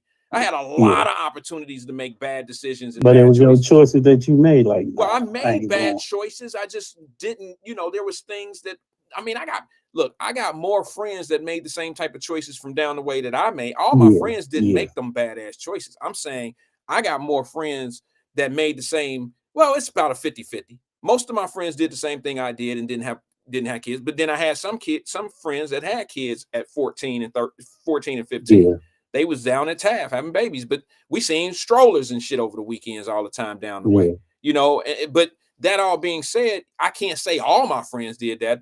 I say it was a yeah, 50-50 situation. But my thing is this. Here's where I'm gonna lose some people because it's gonna sound bad. It's gonna sound elitist or whatever they want to call it. A woman or a female with 5 kids, 4 baby daddies is never on my radar. I don't care how fine she is. She's so fine, that's probably why her situation is like that. I don't need that headache. And I don't know who would want to make a decision to take in a woman that has that much situation going on. And now you want to play Superman to the kids and try to act like, well, the kids need love too and all that old shit. No, bro. You saying you would marry a girl that had 5 kids with 4 different women, but most of those guys that end up with women like that don't marry them. And there's a reason why. See, get mad at me if y'all want to. I guess it's good content. A woman with 5 kids with 4 different baby daddies, that mean one of them got 2 with her. She ain't on my radar. That she ain't nothing. I don't care how fine she is. She's not on my radar. If it was Janet Jackson, and I loved me some Janet Jackson, if she had 5 kids with Bobby Brown and the whole DeBarge family and all that, I wouldn't want her. I mean, it's just too messy. It's too much going on. And I would probably say to myself, there's something wrong with her. And I know ladies gonna hate that, twin. But I'm just being honest with you, brother. If a woman has that many kids with that many different guys, there's something going on with her that is a red flag for me. You see what I'm saying? And I think most women have to consider that to be the truth. It's not always going to be yeah, the man that has the issue, but I think it take a dumbass man to make a decision to be with somebody or to deal with that type of stuff because he is begging. He is throwing rocks at being number 6, man. I mean, he be number 5, man, and her having 6 kids.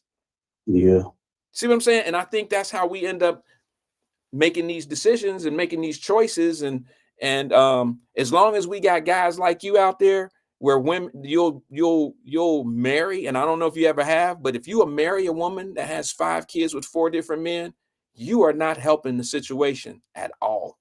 You're not helping it. You got these women really thinking that it's okay to be that way. and Well, and, you and can't now, judge me if I decide to do it. Oh well, well, you know what, that's that's just my as bad. prerogative, but not It my is. my it decision, my it choices. is. So It why it ain't is, got brother. nothing to do with it? It is, brother, but let me say the same thing.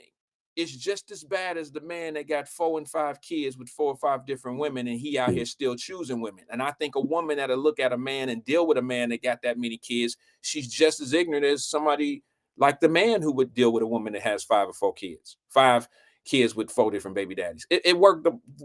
It worked both. It's the same for me. It's absolutely the same for me. Yeah, Ice Cube though. Yeah, man, he was right on point with that. After he, you know, did his thing in Cali, and then moved to New York, got with the Muslim brothers. Mm-hmm. He changed the whole life around. And that's what Farrakhan tried to do. He had Jay-Z, P. Diddy, all of them in the room. He said, yeah, y'all make good money in music and everything.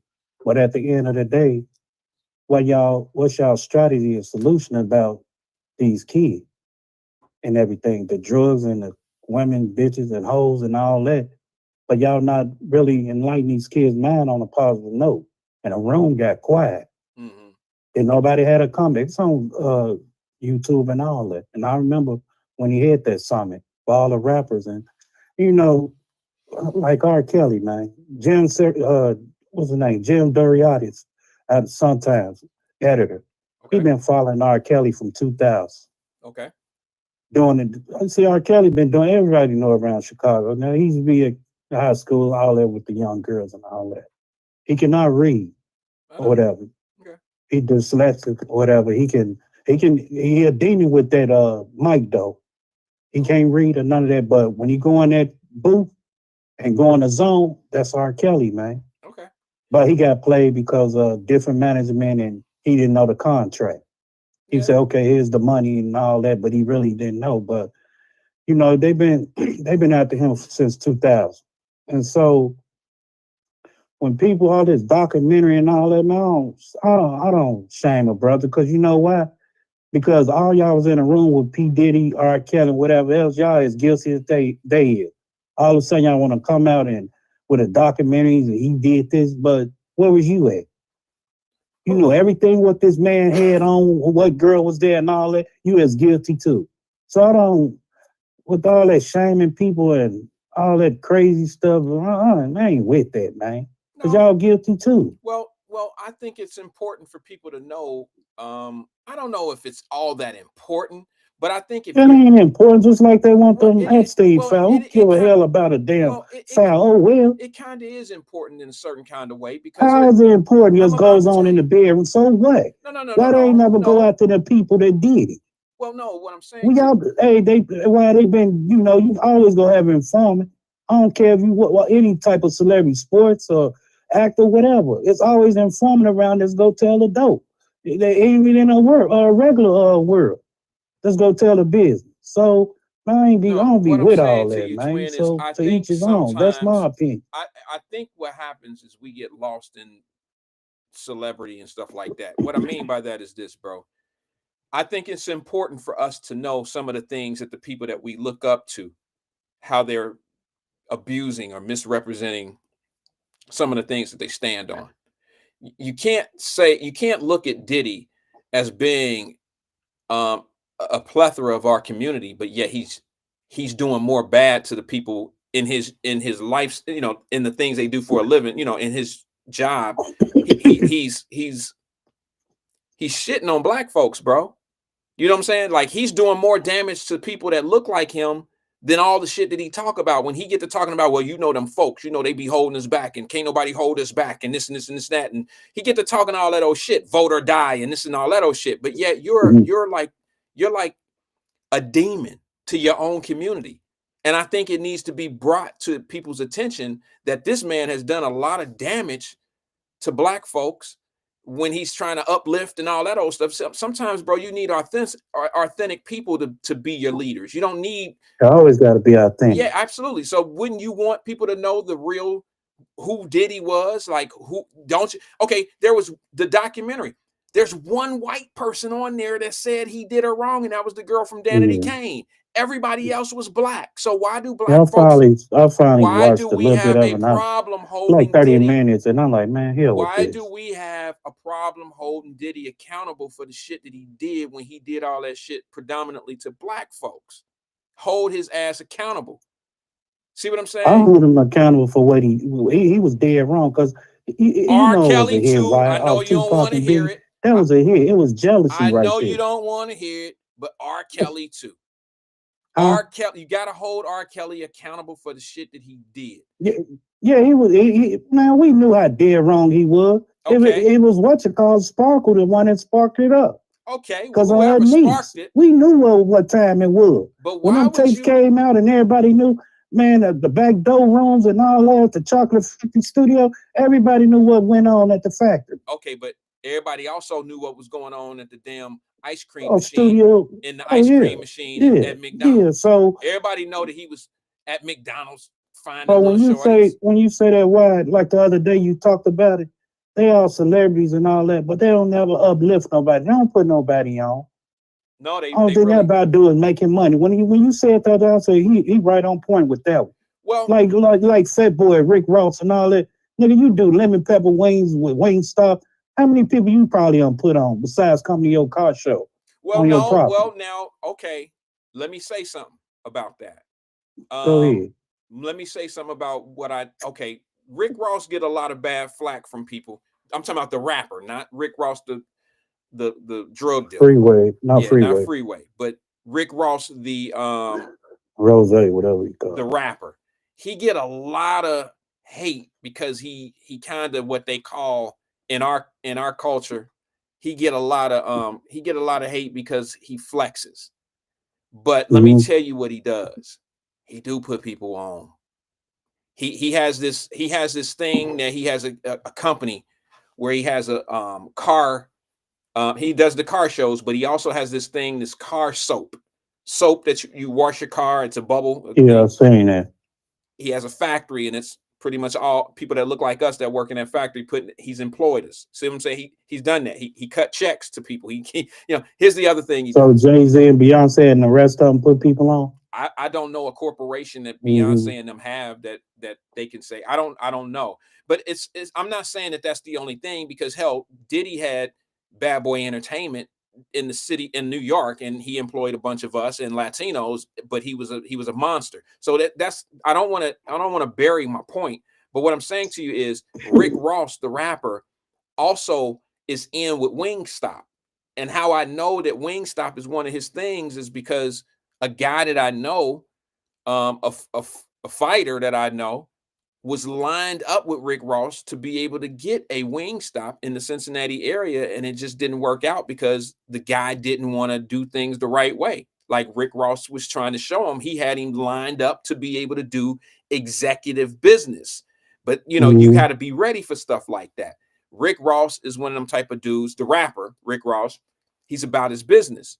A lot of people give him a problem because some people see success different than others. Some people, success is shown differently to different people. Rick Ross liked to show his house off. He liked to show his stuff because it motivates some people and it demotivates other people. Some people congratulate, some people hate. Okay, some people see that type of flex as being something like he's showing off. I see it like, if that motherfucker can do that, I can do it. Some people think, oh, he just showing off, he doing this and this and that ain't helping them get to that point. That's just being where they are in their lane. People see things in different lenses, bro. If I see a dude that's got a nice situation going on, I'm not gonna sit back and be like, nobody's openly gonna say I hate that shit. Nobody gonna say that, but they'll criticize it, kind of down it a little bit. But I see things like that as motivation. So it all depends on what lenses you're looking through things. Some people just don't like people that flex and say, hey, this is what I done and this and that. And maybe it's the way that they say it sometimes. But Rick Ross has never offended me because I know how he moves in real life out here. Like, he's put guys, he has 50 franchises of these Wingstops, and he's in a position to be able to put other people in those positions if they ready for it. Yeah. And so I look at what you do with your blessings, the things that you do when you're in a position to put people on. Do you hold it in to yourself? A flex would be what Floyd Mayweather, one of my favorite fighter ever in life, what Floyd Mayweather did at the basketball game the other night with Jay-Z and Jay-Z's daughter. That is the biggest, dumbest ass flex. That's the dumbest flex in the world. Like, I don't know if y'all seen this or not, but looked over his shoulder like Jay-Z looking at him. Like, bro, put that little piece of shit up. Put that little $50,000 up, motherfucker, and cash. Come on, man. Come on. I don't know if y'all seen it. I don't know if y'all seen it. I don't know if y'all even care. Funny. I say, man, I know he did, man. But Jay-Z probably he probably man, what? Jay-Z was sitting courtside with his daughter, Blue, whatever, I don't know her name. Blue Ivy. And Jay-Z was sitting here, his daughter was sitting next to him, and then Floyd Mayweather and his daughter, they all sitting courtside. These are minimum $75,000 seats each. Okay? Each. So Floyd Mayweather is known for, he called himself Money May. I ain't hating. I'm just telling you that this was the biggest, dumbest ass flex I've ever seen in my life. Floyd carries all these bags with him, and he likes to carry blocks of cash. Jay is more of a black card dude. All right. Jay-Z has crazy money, but Floyd does too. But what Floyd wanted to do was pull his Louis Vuitton or Gucci bag out or whatever it was and do what he always do amongst broke motherfuckers. I mean, doing shit like that in front of rich people, you look like the guy that pulls up at the club in a $500 car with $3,000 rims, a $6,000 stereo, tinted windows, a paint job over rust. That's how crazy you look. And that's what he did. Floyd pulled out, I guess he was buying the concession stand stuff, right? Yeah, he was buying hot dogs and popcorn and shit for him and his daughter. And he pulls out a block of cash as thick as this. And he just peel off two, it probably was 2 10s, okay, or 2 20s out of this big ass block of cash, and give it to him. And Jay looked down like, this motherfucker. Like, those, see, that's a flex, and it's an unnecessary flex. And here's the difference. When Floyd talks about his money, he talk about his money. You know what I'm saying? Where some people, they talk about money, but they talk about generating more or putting people in a better position or opening up opportunity, or they talk about, well, okay, I was able to do this, and here's how I was able to do it. Okay, yeah, some people see that as a flex too, but it take a certain mindset to say that's not really a flex, bro. That's opportunity. That's information. You know what I'm saying? Yeah. I got no information off of Floyd peeling off 2 20s off a stack of $10,000. I didn't get anything there other than, okay, we know you rich. You know what I'm saying? But where's the story in that? There's no story, so it's a flex. There's no lesson there. But if you tell somebody like, okay, I got 27 properties in downtown, and how I was able to acquire 5 of them at one time was this kind of way. You just gave information to your audience or gave information to people where they could take that knowledge and apply it to whatever they're trying to do in life. That's the difference. And at the same time, you just told what you had. Go ahead. Do you think Wyatt, these celebrities and all that people look up to, and you know they all got money and everything, you think if they come with a seminar or summit and like the young people, like with the violence and stuff that's going on, you think the whole community come together as one? Nope. The first you thing don't you think? nope. Have you been watching the Quarterzilla Boys in Chicago? I know about it. It's a big TikTok thing now that they have, where people are imitating what they're doing. I see it. But I think the first thing we got to get out of that equation there, twin, is we got to get celebrity out of it. We got to art. But some say for instance, little young boy, NBA young boy, he did that show, that tour a little while ago, made over $74 million. Okay. Everybody look up to NBA young boy now. He hot now. All of King Von and Dirk gone. Okay. For right now. Is he out of Chicago? No, he's still locked up. Okay. No, I'm saying is this young dude that you're talking about, is he a Chicago rapper? No, NBA young boy, I forgot where he's from. Okay, that's my bad. I maybe thought he was from the shop, but go ahead. No, he ain't from Chicago. Okay. Yeah, but if they look up to him and all that, I think it can be a change, man. Oh, so you think the person who got his wealth, got his riches off of street shit and nasty lyrics and dirt, his audience is going to change for him? I'm saying he can change the. No, that's not how it works. Yes, he can. No, that's not how it works. Then why haven't it worked yet? I'm saying if he wanted to make a change. No, bro. Let me tell you what happened, bro. Generally what happens is these guys are excellent and great at an audience that need what they already want. He's playing to an audience that want to hear it. He ain't creating nothing that these people ain't never heard or that he's just your word. He's a puppet to what they really want. Okay, he's not creating an environment that's not sitting there already existing. I mean, the environment exists. What he's talking about, he's playing to something. To those people are listening to him because they can relate to the lyrics. You understand? Now, if he gets so rich and get out there and start talking about certain things, he loses his audience because they can't relate to him anymore. They don't love him like you think they love him. They love what he's saying. Well, because they crying. They was at the concert crying like it was a Michael Jackson concert. What are you talking about? Because he's relatable. He's not saying anything. Look, bro, he's not saying anything that these kids can't relate to. If he came out and started talking about being not having sex and celibate until you married, this motherfucker wouldn't sell a stream. If you talked about responsibility in the neighborhood and opening up our own stores and economic growth and property ownership and shit like that, this motherfucker wouldn't sell a stream because that's not his audience. His audience don't want to hear that shit. And if they don't get it from him, they're going to get it from somebody else. See, the problem that we have is we look for celebrity. We look for celebrity to solve these problems when in fact the celebrities are probably most of the problem. They're not celebrities unless they play into their audience, right? Like, to be honest with you, bro, like if you're a gangster rapper, you're relevant to people that do gangster shit and listen to gangster stuff, right? Not all of your audience is that, but the majority of your audience is people that can relate to what you're talking about.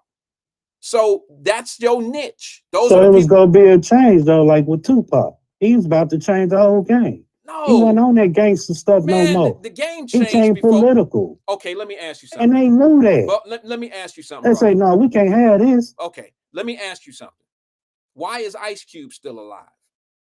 If you think it was a reason conspiracy. why Ice Cube alive because the people love Ice Cube. Bro, let me tell even you though something. he did this NWA thing, he changed the game because they like Friday. Wait a minute, bro. They like some people still jump off his old Vaseline no grease type music. And everybody loved Tupac music. So your point doesn't make any sense, twin. I hate to tell you that. The reason why Tupac is dead, it wasn't a conspiracy. The motherfucker was out there and he hit the wrong person. That was gang related shit. You can't get into that West Coast gang shit and think you're gonna survive. Man, bro, Tupac was on his way to make a change. Man, get out with that. Bro. Just like what you call. Let me go back. Let me tell you something. Like Lil Durk. Hold on, Lil Durk. If it wasn't for King Von, Lil Durk would be been out of the game. Hold on, because he tried to make a change. Man, you weren't about that life, Lil Durk. Hold on, bro. At first, you got all Macho Man Randy Savage with Von got out. Bruh. You was on your way making a change. Now you want to make a change because your daddy out. And everything, and he changed your life. Now you want to become a Muslim because you know you was guilty for what you did. Bro, let's stick to the point. All right, let me just say this to you. Tupac was not executed because he was changing the fucking world. He was executed because he got out there talking that rap gangster shit, and he started dealing with gangsters. Tupac was on his way on the change, man, on a political note. Bro, hell, what you talking about? So who killed Tupac? He was killed by Diddy because of the movement he was about to do. He's about to lead Death Row. Okay. He's about to start. He was on his way starting his own Machiavelli, whatever label. Bro, next time, just say I don't know why it tell me. Because you just made I ain't that gonna shit say up. Nothing. You just made that up. Because let me tell you something.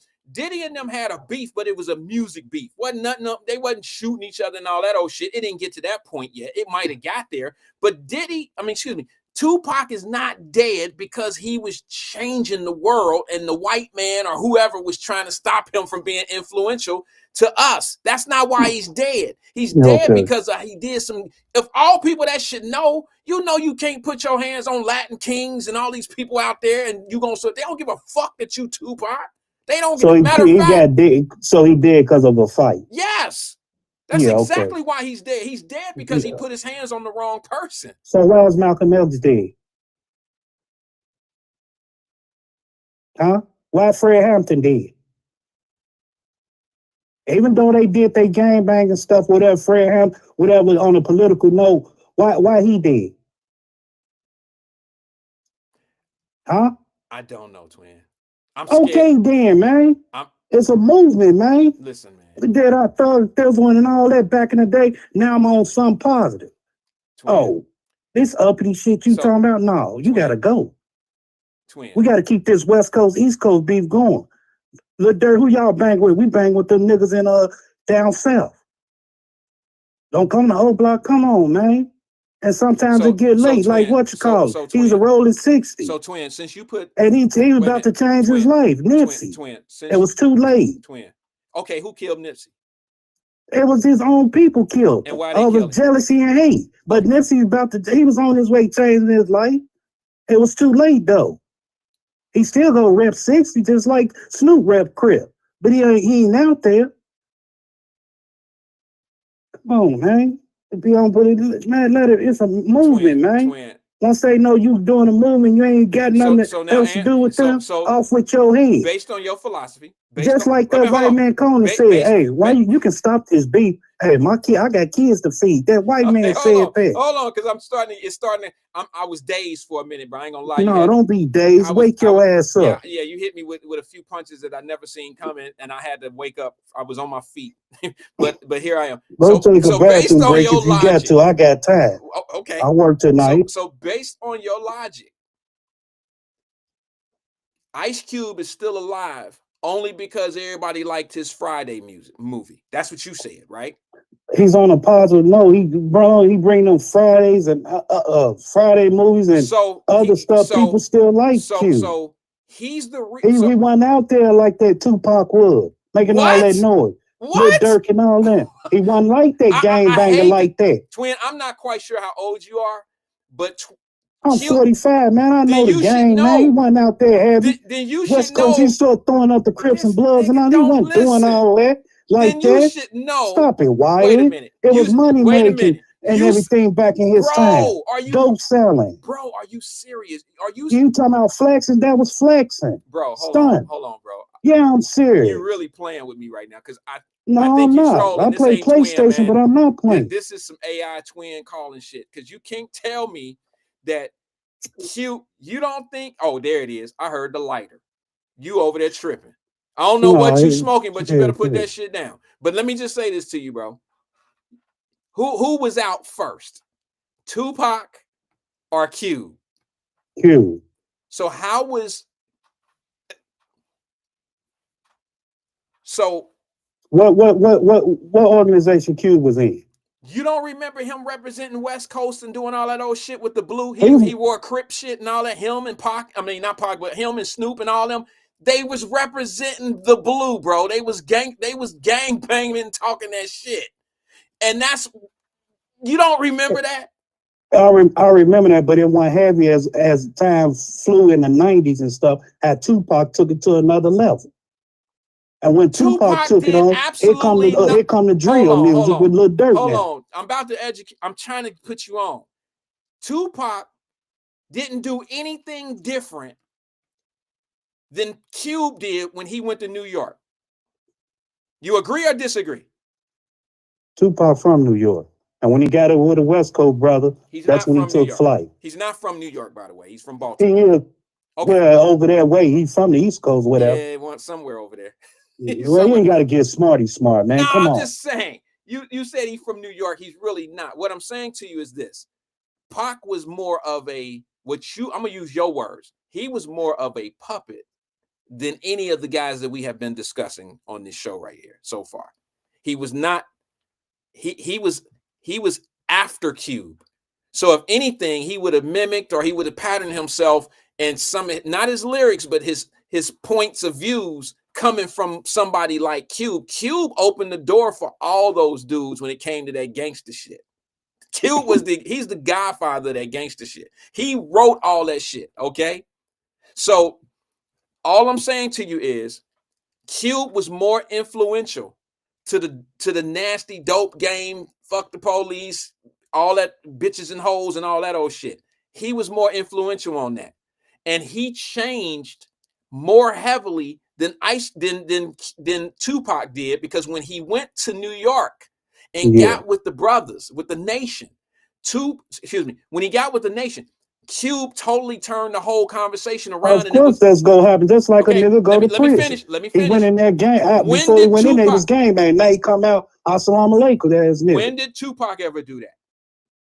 No, he was on his way to doing it though. Oh, but he never got started. No. Okay, he so why kill him? culture of Black so wait a Panthers minute, and all. He so knew your what lot, was that's wrong, but that's what I was when he getting hooked to. up with So why Dre, when he hooked hold up with Suge, it was a wrap. hold on. When he got with Dre and he got with what's the big dude? Suge. Suge Knight now. He became Now he that gangster he thug became life more tattoos, all gangster. that came He out. became I'm more a thug now. right. He became Everybody started repping the Tupac with the bandanas and all that head. and got thug life on their chest and all that old shit. Yeah, you Okay, know, my man, point. stop My it. point is this. You know, My point is this. If you're living in a society that don't want to see somebody be positive to the negative influence that they've had, they don't want you to convert your listeners over to being positive and being self-sufficient and independent. Who do you kill? Ice Cube or do you kill Tupac? Based on your logic. that thug Based or whatever, on your logic, bro. Who do you kill? Ice Cube or Tupac? as of today? Back then, today, whenever. Based on their principles and their morals, their conversion. You said Tupac converted over. But I'm saying to you that Cube was more influential about being self-sufficient for the Black community, trying to produce jobs, become an independent businessman, and say, let's get our own shit. He was on his way too. He stopped the thug life. Was on his way doing movies. Okay, but you're saying Tupac and all that. You're saying they He's killed. about to quit all that stuff, man. But it was too late though. Hold on, brother. You're saying that they killed Tupac because he was on his way to being like Cube. He was on his way, man. So why I didn't believe they he was kill? on his way So on the why change, didn't man. they kill Cube? You always kill the teacher. You don't kill the student. Sometimes you got to save the teachers, get more knowledge. We'll handle him later on. But right now, we got to get this middleman out the way. I'm done with it. Sometimes you got to kill the student because you get more knowledge out of the teacher. Okay. You got to hold the teacher hostage for a minute, but right now, who is this keep on getting information to the teacher? It's time. Oh, that's that middleman. Hey, get him out the way first. Kill the witness, say the messenger later. Okay. Come on, man.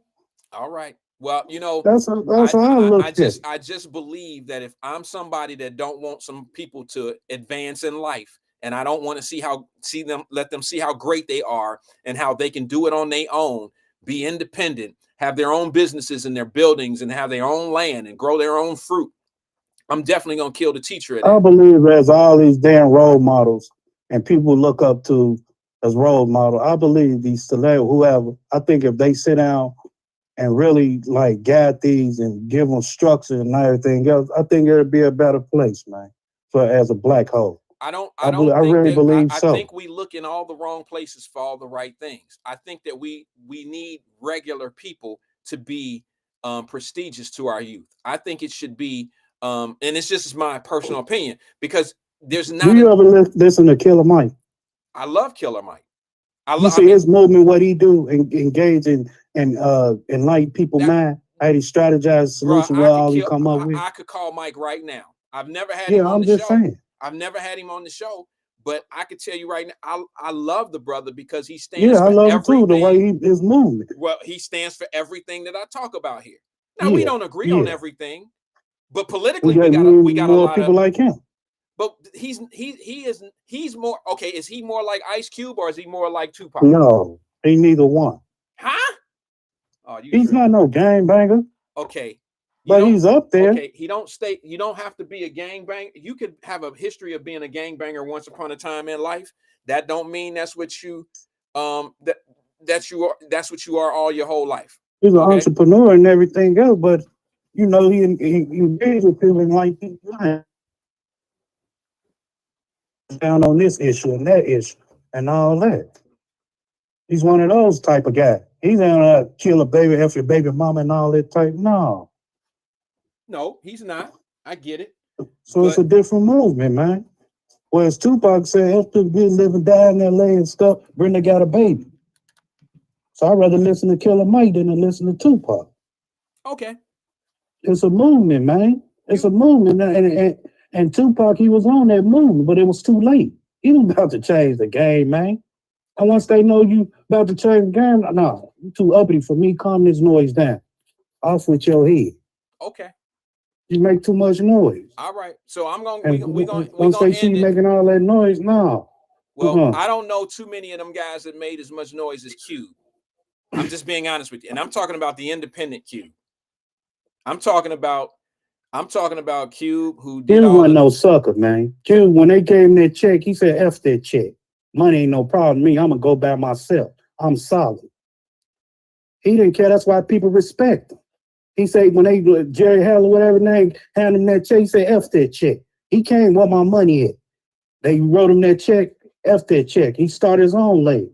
Y'all can stay if y'all want to. I ain't getting ripped out by the white folks no more. This white man no more. well, I think the difference That's is why people respect the game on him. That's why he's still staying a chance. He independent. I'm going to start from 50 cents or whatever, a penny, $1, whatever, to make mom come up again. I don't need this. I'm going to ship y'all don't need this white man. Y'all stay if y'all want to, easy. Let them keep on messing with y'all with grease and Vaseline. But right now, as of me, I'm gone. I just think, let me get back And to that's why people respect the game of Q. And that's why he's still living and Tupac gone. Well, that's exactly what I was trying to tell you earlier. You weren't trying to say that because you would have been got it. I just gave you A for game. No, gone with that. You just wasn't listening. You wasn't listening. No, because get on your own I was just bus saying or whatever. Cube Go the other way. If you think about it, twin, Cube would have been the one that the man would have got rid of, because Cube is more like the Malcolm X.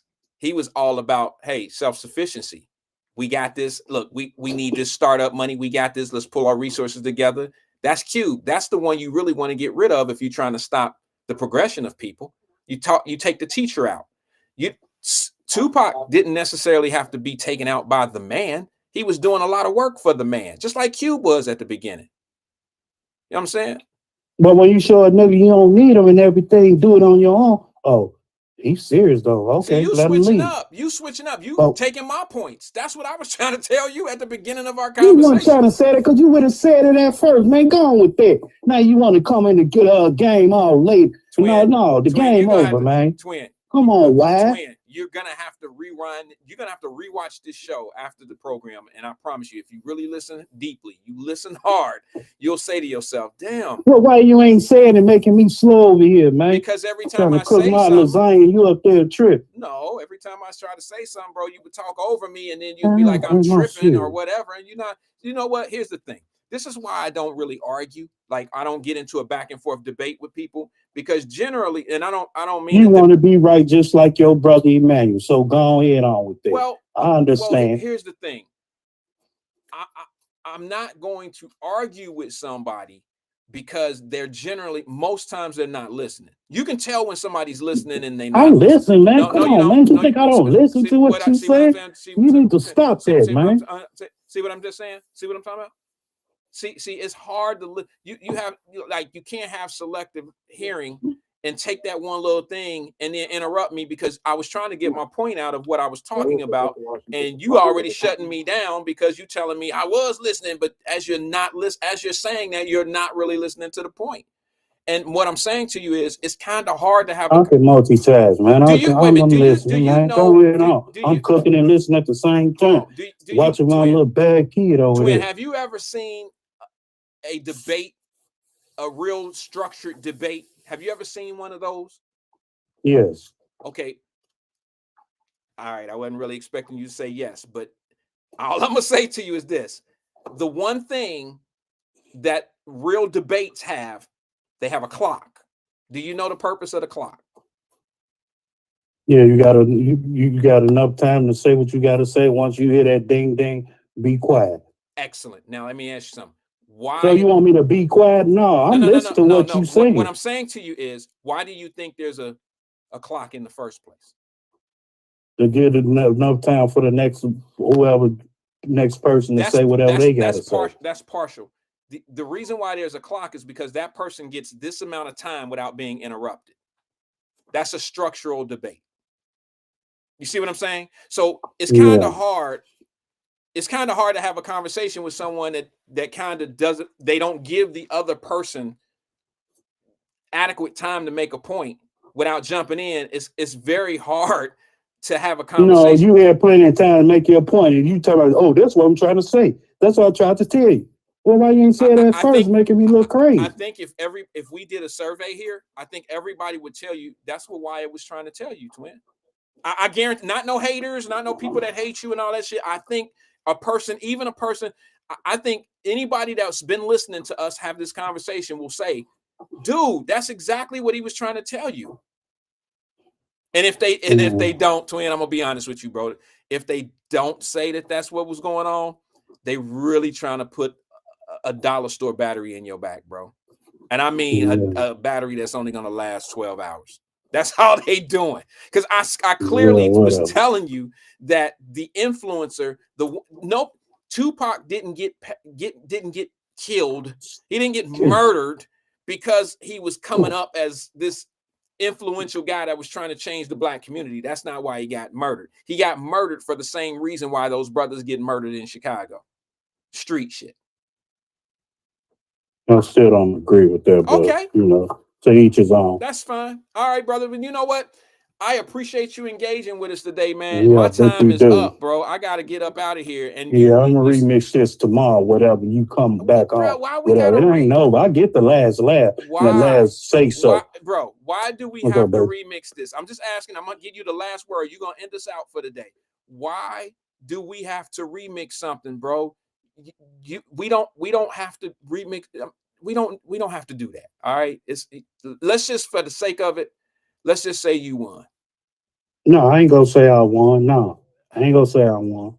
No, I'm gonna get the last say so on this. Okay, go ahead. You got the last word. No, I'm gonna think of something. I can't think of it right now. You gonna think of something? Oh, okay. What you think I should? What you think I should say?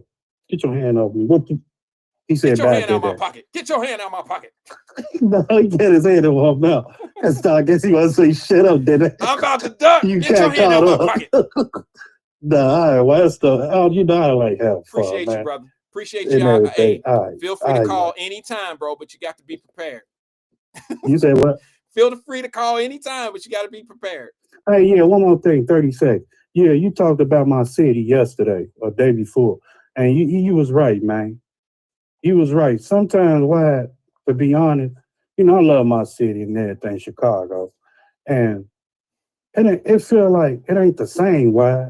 Like growing up and you go downtown, like you said, man, you be surprised. You be like, man, I remember such-and-so was there, such-and-so was there.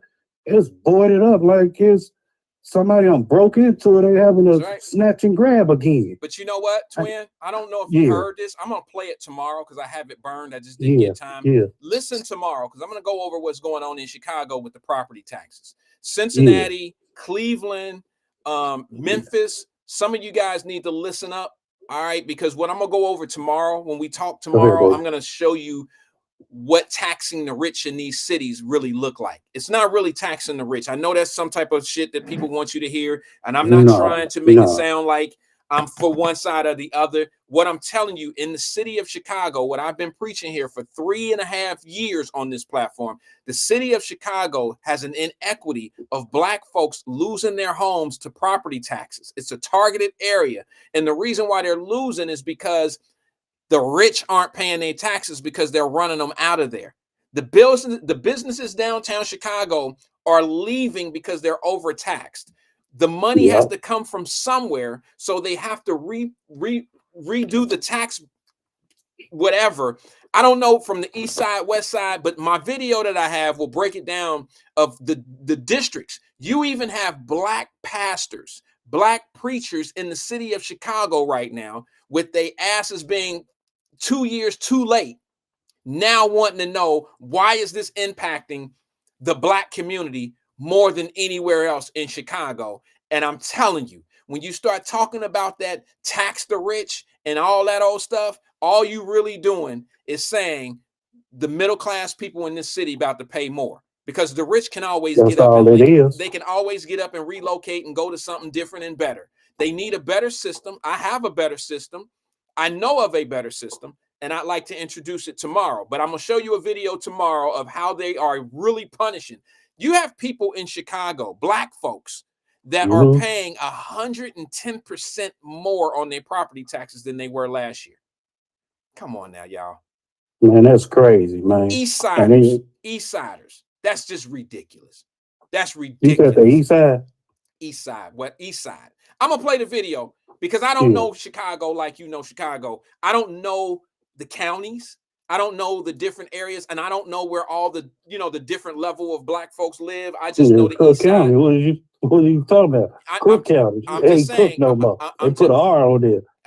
Crooked. I know. Cook County, man. Because the way they play the people, man. Why $51 million a month, man? I know. And somebody has to pay come for on, it. Man. Someone has to pay for it, and here it is. The deficit is so crazy, and now the aldermen, all of what they don't have city council, they have aldermen, right? So all of the aldermen are sitting back here looking at the mayor like he's crazy, and it's a big uproar. But I'm going to show my people right here on this platform.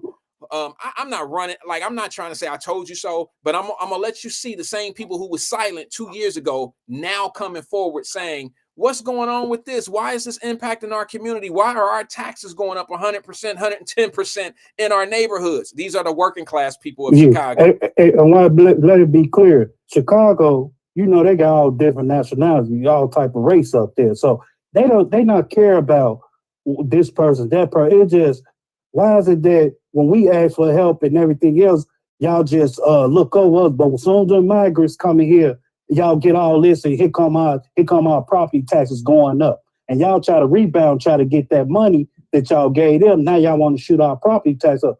That ain't right. So that's why Chicago Flip Red is at City Hall means every day going viral and everything else, because Mayor Johnson, you messed up. Well, you messed up about that money, man. Well, all he had to do. Go ahead, Wyatt.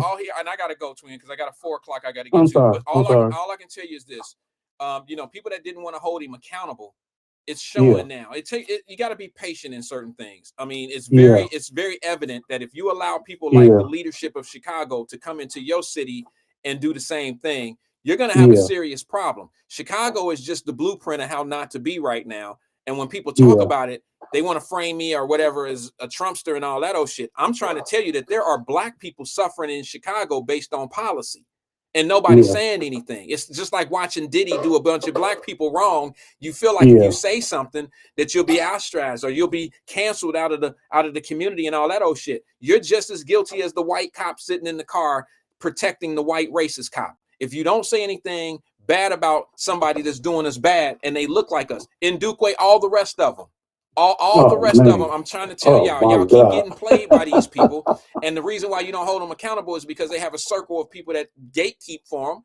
And truth of it is, your conditions will never change as long as you keep letting these type of circles do what they do. I can't wait to get on the radio. I'm clowning bro. Every last one of them. Well, I gotta go, bro. I'll talk to you soon. Man, thanks for engaging, bro. I appreciate you. Hey, fam, peace and love to everybody, man. I'll see you guys tomorrow right here at 1 o'clock on Wyatt Live. Peace and love to you all, man. Nothing but love. I'll holler.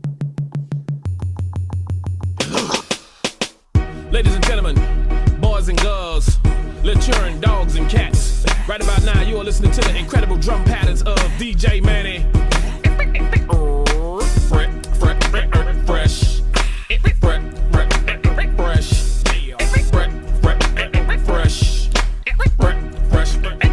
Ladies and gentlemen, I'ma buy cars, I'ma get clothes, I'ma rock jewels, all along flows, I'ma blow tweed, got a lot of drinks, stepping out, Gator, Coca-Cola, man. I need it in my life, I want it in my life, come put it in my life, I'ma keep it in my life.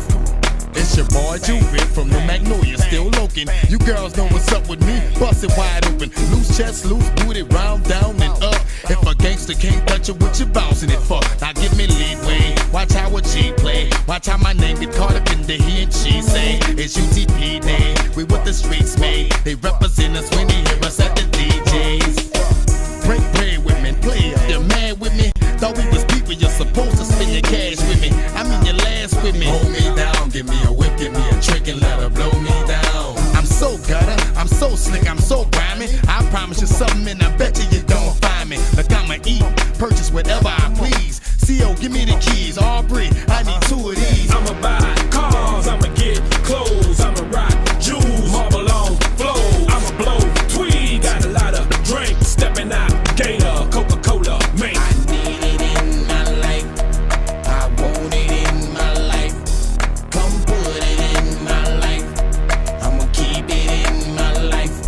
I'ma be so courageous and so contagious. Tell my tail rap, she's gonna receive more pages.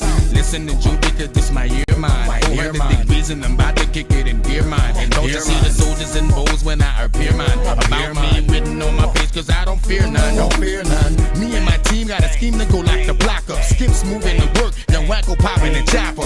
I scream to you cause I mean it. The difference is you be throwing your setup when you screaming. I seen it, man, all the obstacles that I've been through. Who made you think I would be scared of a trick like you?